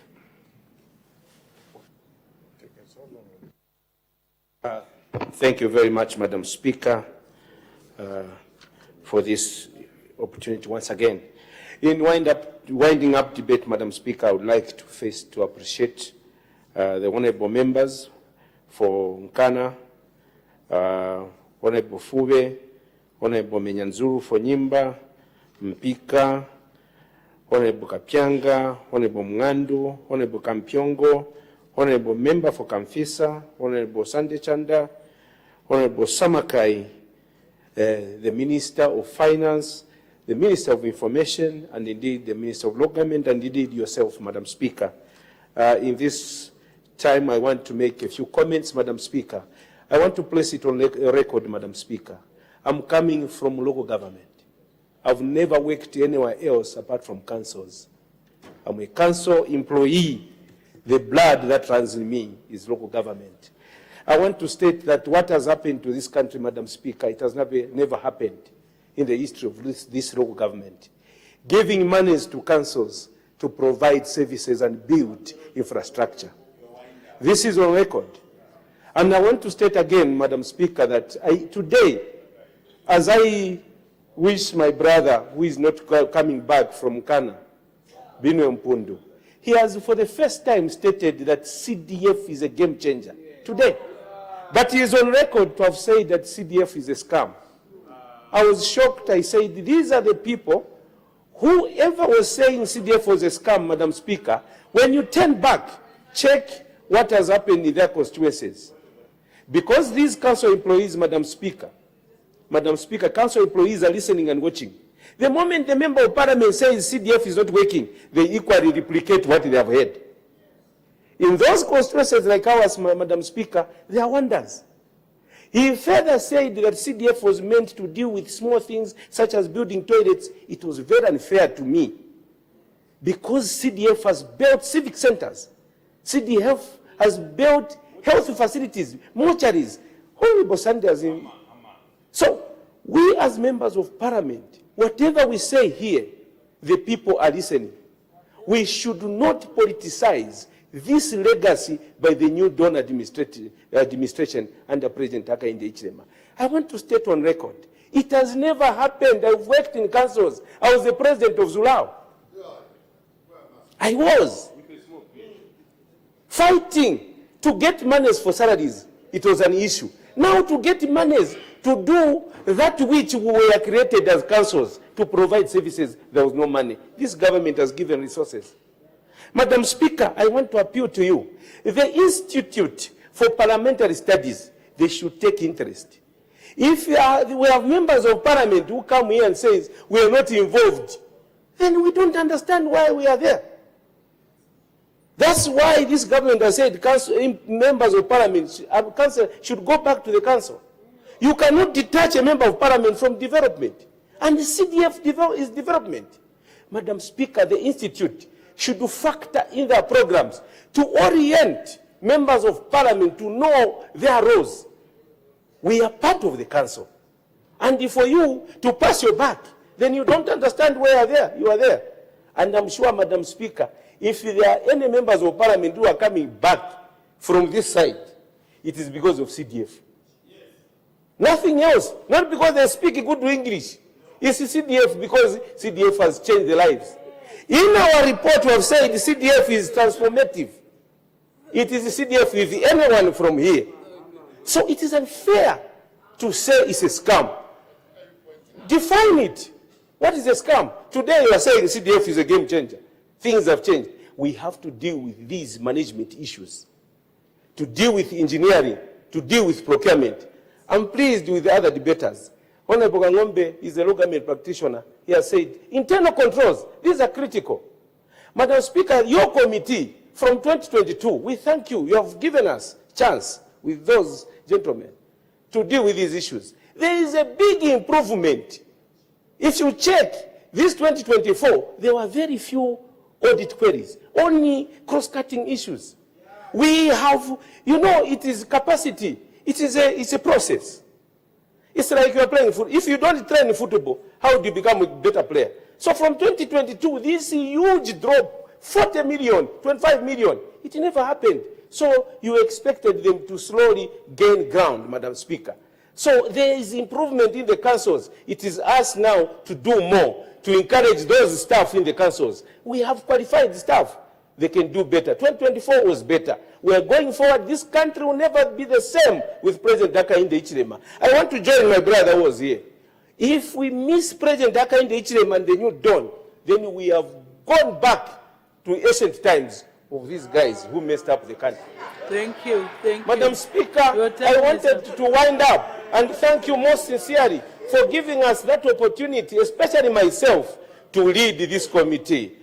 I come from law government proper. I want to thank the government for what they are doing.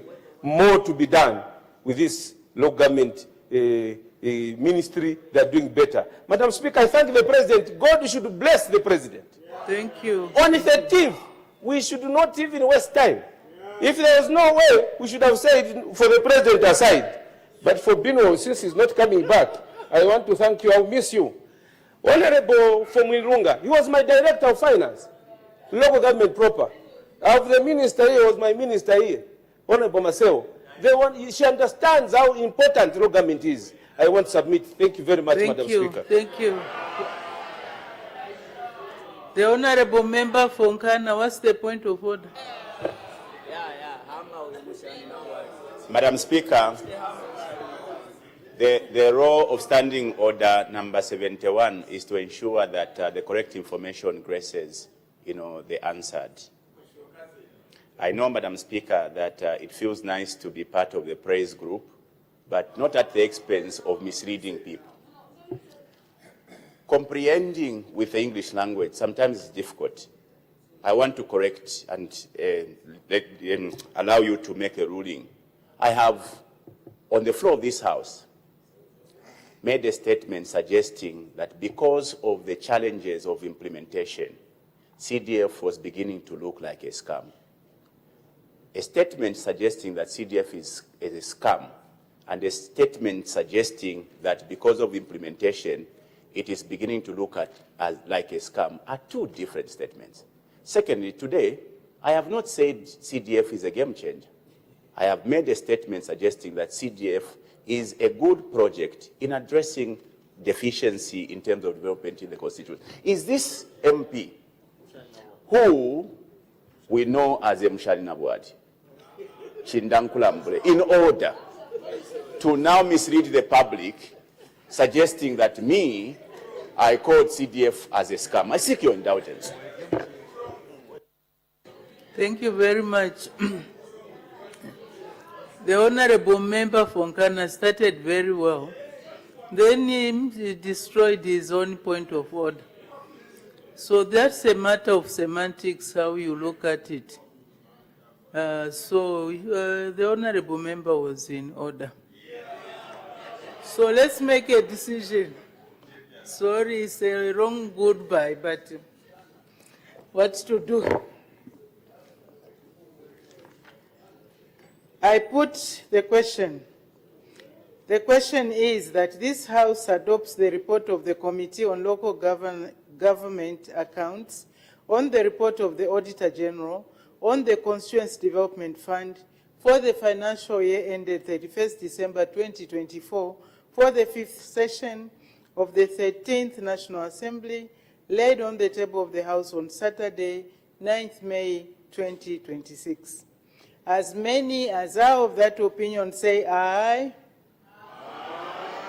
Of the contrary say no. No. The ayes have it. The ayes have it. The question is resolved in the affirmative. Next motion. The Honorable Member for Shangombo.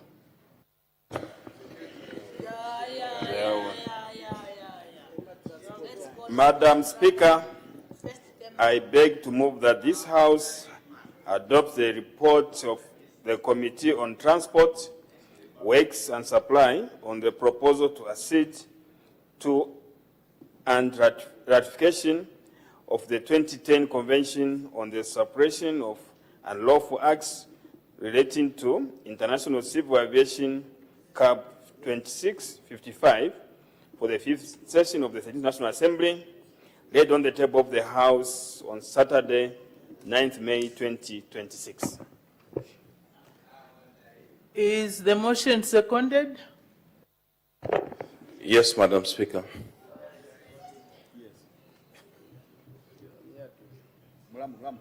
Order.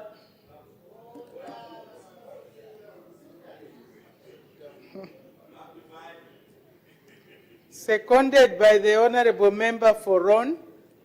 The question is that this House adopts the report of the Committee on Transport, Works and Supply on the accession to and the ratification of the 2010 Convention on the Suppression of Unlawful Acts relating to International Civil Aviation CAB 2655 for the 5th session of the 13th National Assembly, laid on the table of the House on Saturday, 9th May 2026. Any debate? The Honorable Member for Shangom. The Honorable Minister can now walk out. Yeah. Madam Speaker, in accordance with its terms of reference, the committee considered the proposal to accede to and ratification of the 2010 Convention on the Suppression of Unlawful Acts relating to International Civil Aviation, CAB 26 of 55. Madam Speaker, from the outset, let me say that the committee supports ratification of the amendments to the Convention. Stakeholders who appeared before the committee raised concerns upon which the committee makes observations and recommendations. Madam Speaker, after interacting with various stakeholders, the committee notes that some areas that require refinement, such as penalties for aviation offences, the committee observed that the Civil Aviation Act prescribes relatively low penalties which are not commensurate with the gravity of such crimes. This has created inconsistencies when compared to the more severe penalties provided under the Penal Code and the Anti-Terrorism Act, thereby weakening the overall different effect of the legal framework. In this vein, the committee recommends that Zambia should ratify the convention and amend the Civil Aviation Act to harmonize and strengthen penalties for aviation offences so as to ensure that they are proportionate, consistent, and sufficiently deterrent. Madam Speaker, the second issue relates to the coverage of emerging aviation offences. The committee observed that while Zambia's legal framework addresses traditional aviation offences and terrorism acts, it does not fully integrate emerging threats. This limits the country's capacity to efficiently respond to modern aviation security challenges. The committee therefore recommends that Zambia should ratify the convention to facilitate the incorporation of expanded and modernized offences into domestic law, thereby establishing a comprehensive and unified legal framework for addressing evolving threats to civil aviation. Madam Speaker, while the committee supports the overall objectives of the convention, these measures are necessary to ensure that Zambia's legal framework is robust, effective, and aligned with international best practices. In conclusion, the committee supports the ratification of the convention and urges the House to adopt the report. Finally, I wish to thank all stakeholders who interacted with the committee during this process. I also extend my gratitude to you, Madam Speaker, and the Office of the Clerk of the National Assembly of Zambia for the guidance and support rendered to the committee throughout its deliberations. Madam Speaker, I beg to move. Thank you very much. The seconder wish to speak now or later? Now, Madam Speaker. The Honourable Member for Ron.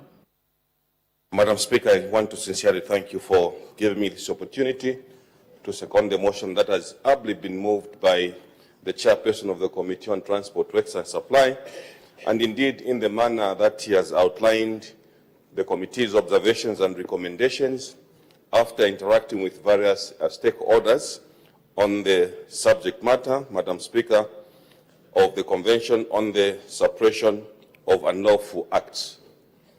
Madam Speaker, as I rise to second the report of the Committee on Transport, Works and Supply on the ratification of the Convention on the Suppression of Unlawful Acts relating to international civil aviation, I want to put forward the committee's observations and recommendations as follows, which the chairperson has not tackled.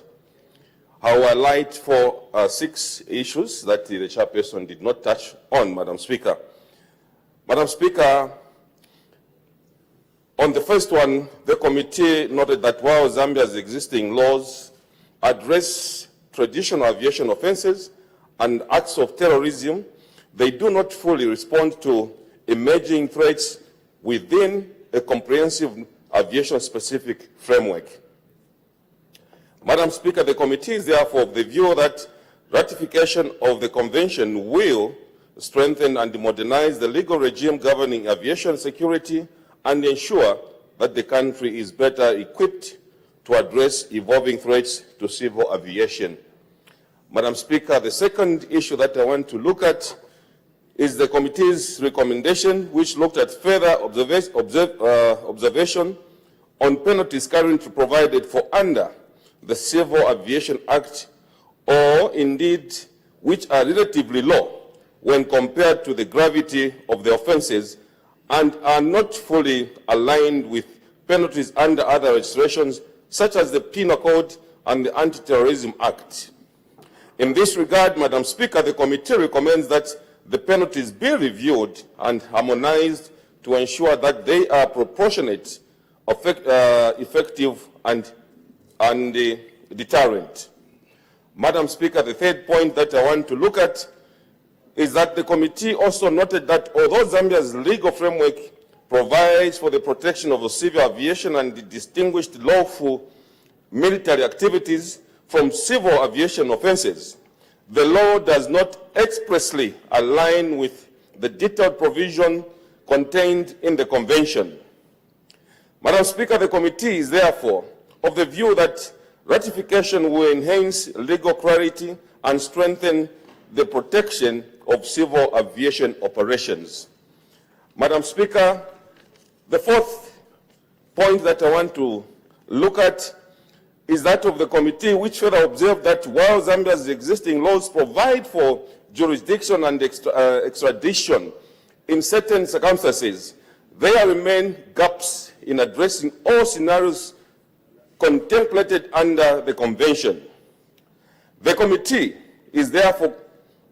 therefore considers ratification necessary in order to strengthen the jurisdictional framework and ensure that offenders do not evade justice. Madam Speaker, the committee also noted that Zambia already has strong constitutional land legal safeguards relating to fair treatment, extradition, and the process that is involved. The committee is of the view that ratification of the convention will reinforce these parameters, protections, while enhancing international cooperation in combating offenses against civil aviation. Madam Speaker, in conclusion, the committee is satisfied that ratification of the convention will strengthen Zambia's aviation security framework, enhance compliance with international standards, and improve the country's capacity to combat unlawful acts against civil aviation. Madam Speaker, I thank you and I beg to move. Thank you very much. I beg to second. To second, so yeah. Okay. Any further debates? See none. The Honorable Minister of Transport and Logistics to respond.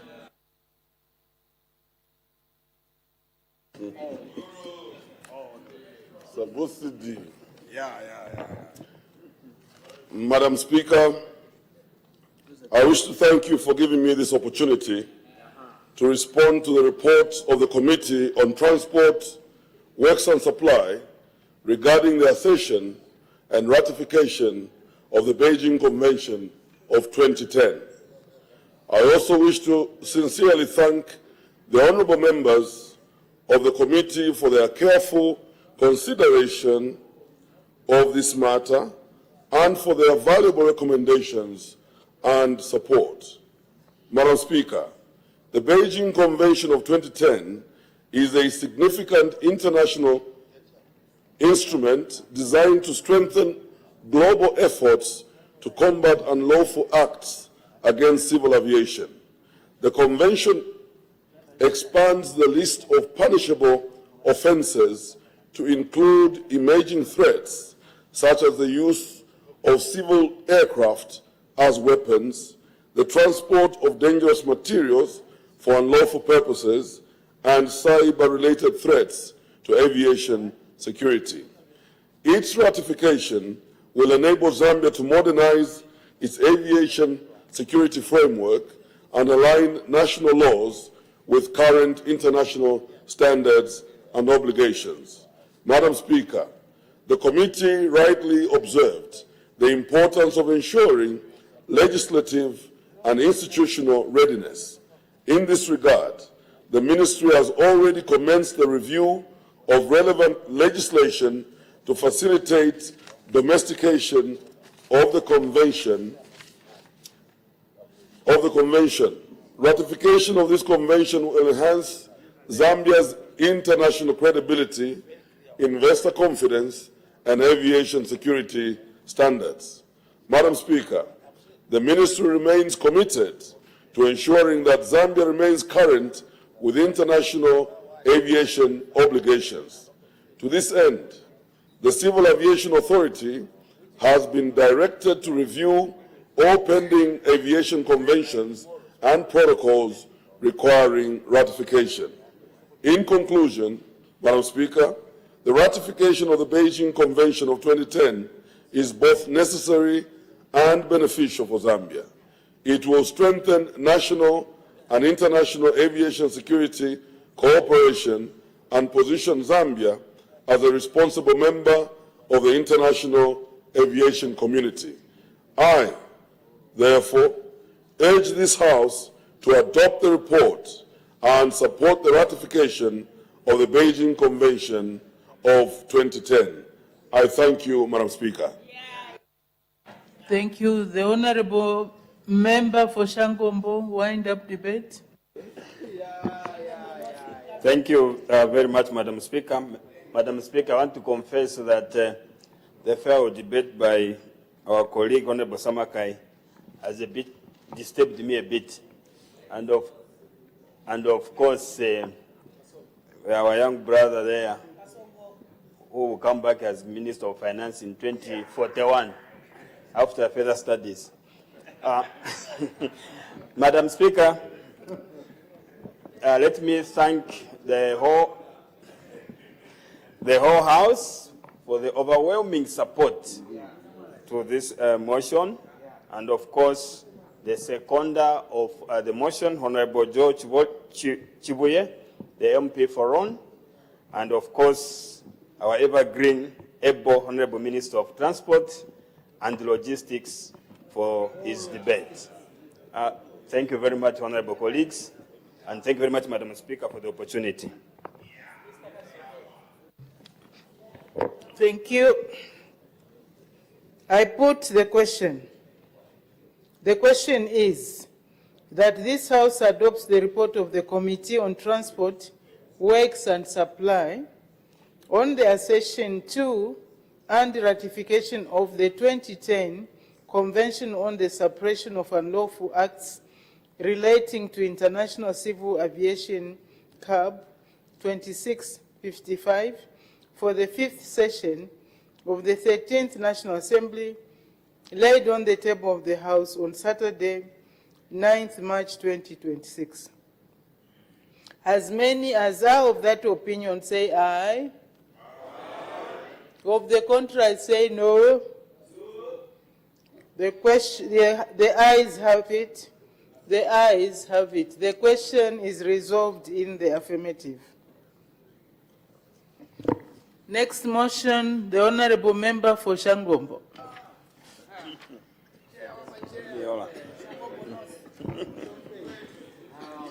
Madam Speaker, I beg to move that this House adopt the report of the Committee on Transport, Works and Supply on the proposal to accede to the protocol amending the Convention of Offences and certain other acts committed on board aircraft, the Montreal 2014 CAB 26, for the 5th session of the 13th National Assembly, laid on the table of the House on Saturday, 9th May 2026. Thank you. Is the motion seconded? Yes, Madam Speaker, it is seconded. Seconded by the Honorable Member for Ron. The question is that this House adopts the report of the Committee on Transport, Works and Supply on the accession to the protocol amending the Convention on Offences and certain other acts committed on board aircraft, Montreal 2014, CAB 2671, for the 5th session of the 13th National Assembly, laid on the table of the House on Saturday, 9th May 2026. Any debate? The Honorable Member for Shangombo. Madam Speaker, in accordance with terms of reference, the committee considered the proposal to assist to the protocol amending the Convention on Offences and certain other acts committed on board aircraft, Montreal 2014, CAB 26. Madam Speaker, from the outset, let me state that all stakeholders who appeared before it supported the proposal to accede to the protocol amending the Convention. The committee also supports the ratification of the amendments to the Convention. In supporting the amendments, stakeholders raised concerns upon which the committee made observations and recommendations. Madam Speaker, following its engagements with stakeholders, and the committee identified a number of areas that require attention. To begin with, the committee observed that Zambia's current legal framework does not provide for the exercise of jurisdiction as a state of landing in respect of foreign registered aircraft. This limitation undermines the country's capacity to prosecute unruly passengers and creates enforcement gaps in international aviation operations.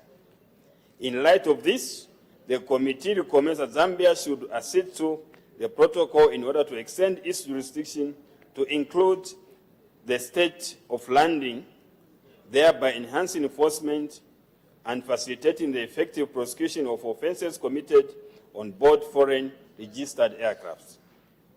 Madam Speaker, the second issue relates to the lack of cost recovery provisions, which the committee notes that although the current legal framework allows airlines to deny boarding to disruptive passengers, it does not provide for the recovery of costs arising from such conduct, including the expenses incurred due to flight diversions and operational interruptions. In this regard, the committee recommends that Zambia should accede to the protocol so as to introduce clear provisions for cost recovery from disruptive passengers, thereby mitigating financial losses to airlines and promoting fairness in aviation operations. Madam Speaker, thirdly, the committee observed that the Civil Aviation Authority Act No. 7 of 2012 does not adequately incorporate key provisions of the protocol, including those relating to expanding jurisdiction, clearly defined offences, and the protection of crew members.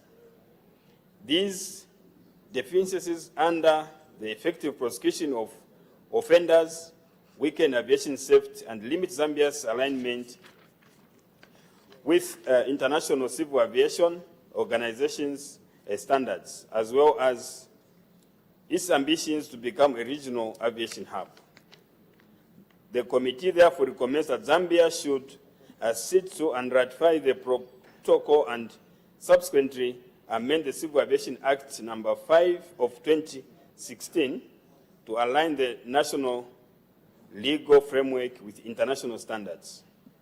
Such measures will strengthen aviation security, improve compliance, and enable cost recovery and enhance jurisdiction over offences involving unruly passengers on foreign registered aircraft. Madam Speaker, While the committee fully supports the objectives of the protocol, these interventions are necessary to ensure that the legal and regulatory framework is comprehensive, effective, and responsive to contemporary aviation challenges.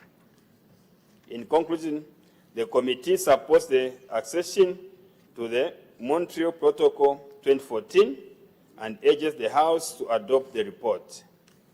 Finally, I wish to express my gratitude to all stakeholders who made valuable contributions to the committee's work. I also thank you, Madam Speaker, and the Office of the Clerk of the National Assembly of Zambia for the guidance and support rendered throughout the process. Madam Speaker, I beg to move. Thank you very much. Does the seconder wish to speak now or later? Now, Madam Speaker. The Honorable Member for Ron. Madam Speaker, I want to sincerely thank you yet again for giving me an opportunity to second the motion which has been ably raised by the chairperson of the Committee on Transport, Works and Supply on the ratification of the protocol to amend the Convention on Offences and certain other acts committed on board aircraft, which is the Montreal Protocol. Madam Speaker, I will also look at other issues, about 5 or so, which the chairperson hasn't tackled in his report. Madam Speaker, the committee noted that Zambia's current legal framework does not adequately provide for jurisdiction as the state of landing in case involving offences committed on board foreign registered aircrafts. Madam Speaker, these limitations weakens the country's ability to effectively deal with unruly passengers. The committee is therefore of the view that accession to the protocol will strengthen reinforcement mechanism and close existing jurisdictional gaps. Madam Speaker, the second point that I want to dwell on is that your committee further observed that although the current framework permits airlines to refuse transport to disruptive passengers, it does not expressly provide for the recovery of costs arising from such conduct. The committee therefore notes that accession to the protocol will introduce an important mechanism for cost recovery, thereby reducing the financial burden placed on airlines. Madam Speaker, the third point is that your committee also noted that Zambia's existing legal framework does not fully interpret certain key provisions contained in the protocol, including expanded jurisdiction, clearly defined offences, and protection for crew members. The committee is of the view that these gaps may undermine the effective prosecution of offenders and weaken aviation safety measures.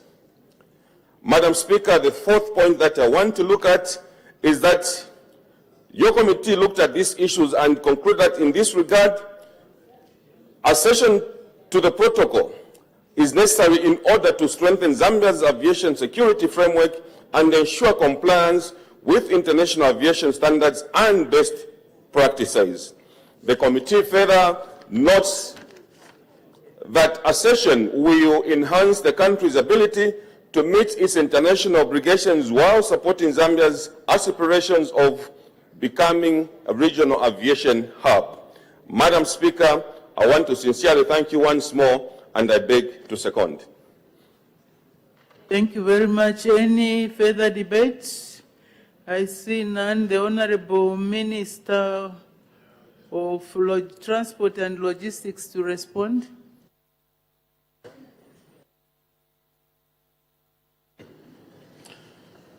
Madam Speaker, I wish to thank you once again for giving me this opportunity to respond to the report of the Committee on Transport, Works and Supply regarding the accession and ratification of the Montreal Protocol of 2014.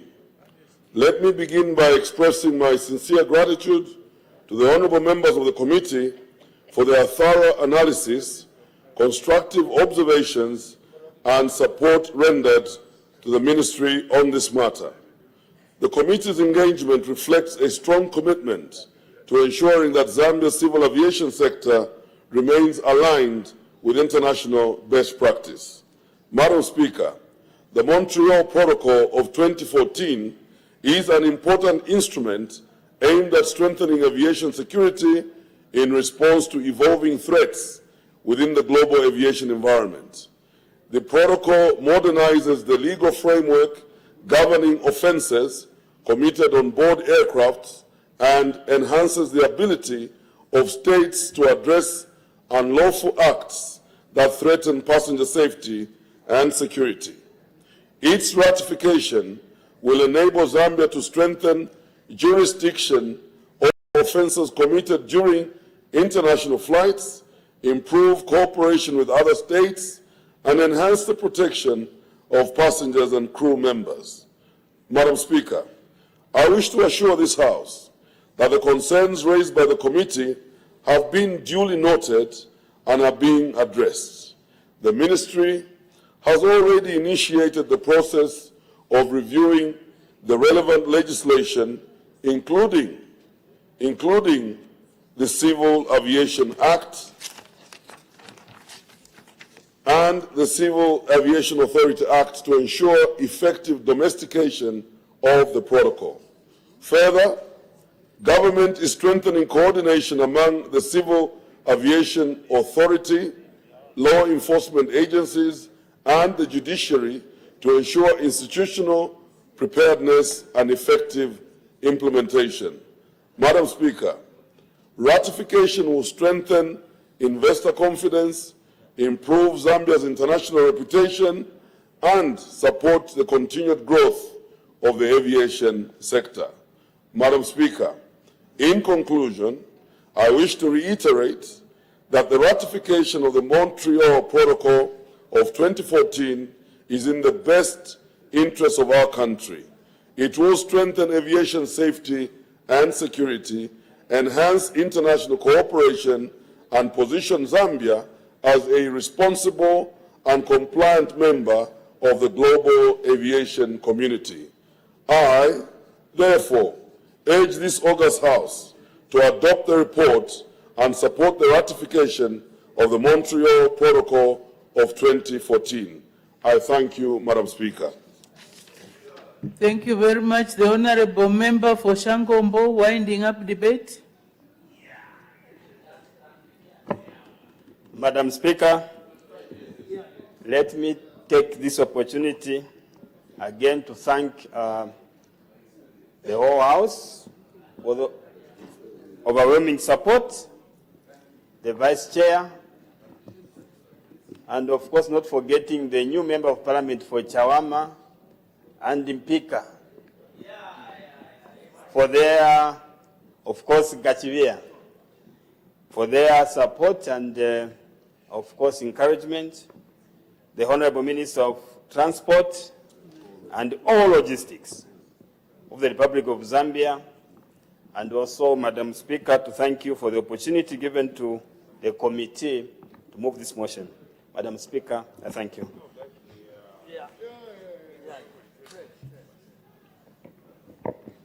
Thank you. Order. I put the question. The question is that this House adopts the report of the Committee on Transport, Works and Supply on the accession to the protocol amending the Convention on Offences and certain other acts committed on board aircraft, Montreal 2014, CAB 2671, for the 5th session of the 13th National Assembly, laid on the table of the House on Saturday, 9th May 2026. As many as are of that opinion say aye. Aye. Of the contrary say no. The ayes have it. The ayes have it. The question is resolved in the affirmative. Next motion. Honorable Member for Shangombo.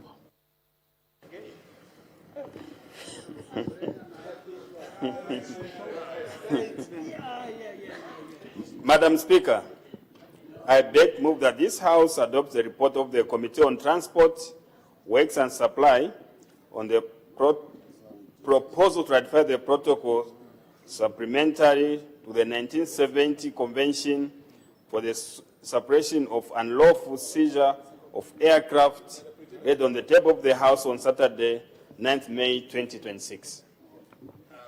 Is the motion seconded? Yes, Madam Speaker, it is seconded.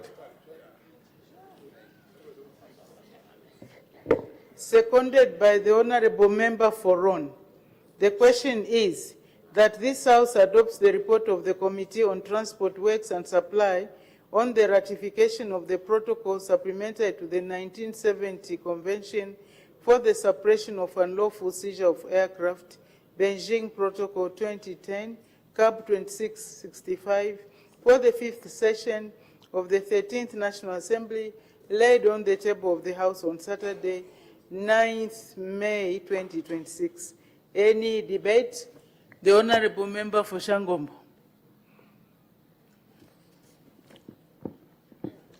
Madam Speaker, in Order, as the time is 16:40 hours, I suspend business for 20 minutes for health break. Well, good afternoon, and thank you for still being with us on Parliament Television. Business has been suspended for a 20-minute break, and at the time business was being suspended on the floor of the House was Mr. Mubika Shangombo, Member of Parliament, just about to start moving a motion that's urging the House that this House adopts the report of the Committee on Transport, Works and Supply on the ratification of the protocol supplementary to the 1970 Convention for the Suppression of Unlawful Seizure of Aircraft, Beijing Protocol 2010, CAB 2665, for the 5th session of the 13th National Assembly, laid on the table of the House on 9th May 2026. And so we do expect him to continue moving the motion after the break. And the seconder to that motion is Ron Member of Parliament, Mr. Joe Chibuye. So like my colleague mentioned, when business resumes at 17 hours, the chairperson of the Committee on Transport, Works and Supply, who is also Shangombo Member of Parliament, Mr. Mubika, will continue moving the motion. Let's quickly look at some of the motions that have been considered on the floor of the House. Earlier on, we had Mr. Darius Mulunda, who is Yavonga Member of Parliament and chairperson of the Parliamentary Select Committee. And his motion was urging the House to adopt the report of the Parliamentary Select Committee appointed to scrutinize the presidential appointment of Mrs. Loveness Mambo Mayaka to serve as clerk of the National Assembly of Zambia for the 5th session of the 13th National Assembly. The document was laid on the table of the House on Saturday, 9th May 2027, and that motion was seconded by Kasama Central Member of Parliament, Mrs. Siwongile Mwamba. And I did see quite a number of members of Parliament debating, and when the question was put, the motion was adopted. Yes, indeed, and we also saw Mr. Mishek Nyambose, Chasefu Member of Parliament, and the chairperson of the Committee on Local Government Accounts. He did move a motion urging that this House adopts the report of the Committee on Local Government Accounts on the report of the Auditor General on the Constituency Development Fund for the financial year ended 31st December 2024 for the 5th session of the 13th National Assembly, laid on the table of the House on Saturday, 9th May 2026. And this motion was seconded by Dudumwezi Member of Parliament, Mr. Edgar Singombe. And equally, we did see quite a number of members of Parliament debate this motion, and of course the executive also responded. And this motion has actually been adopted. We do have 3 motions that are coming from the Committee on Transport, Works and Supply, and so far 2 have been moved by the chairperson of that committee, and that's Mr. Mubika Shangombo, Member of Parliament, and ably seconded by Ron Member of Parliament, Mr. George Chibuye. And the first motion was urging the House to adopt the report of the Committee on Transport, Works and Supply on the accession to the ratification of the 2010 Convention on the Suppression of Unlawful Acts Relating to International Civil Aviation, CAB 2655, for the 5th session of the 13th National Assembly. The document was laid on the table of the House on Saturday, 9th May 2026, and the motion has since been adopted. And the other motion that has since been adopted and was moved by Mr. Mbika Shangombo, Member of Parliament, and Chairperson of the Committee on Transport, Works and Supply, is a motion urging that this House adopts the report of the Committee on Transport, Works and Supply on the accession to the protocol amending the Convention on Offences and certain other acts committed on board aircraft, Montreal 2014, CAB 2671, for the 5th session of the 13th National Assembly, laid on the table of the House on Saturday, 9th May 2026. This motion was equally seconded by Mr. Joel Chiwieron, Member of Parliament. This motion has been adopted. So basically, these are the motions that have been conceded so far. Do join us on the other side. Keep watching Parliament Television.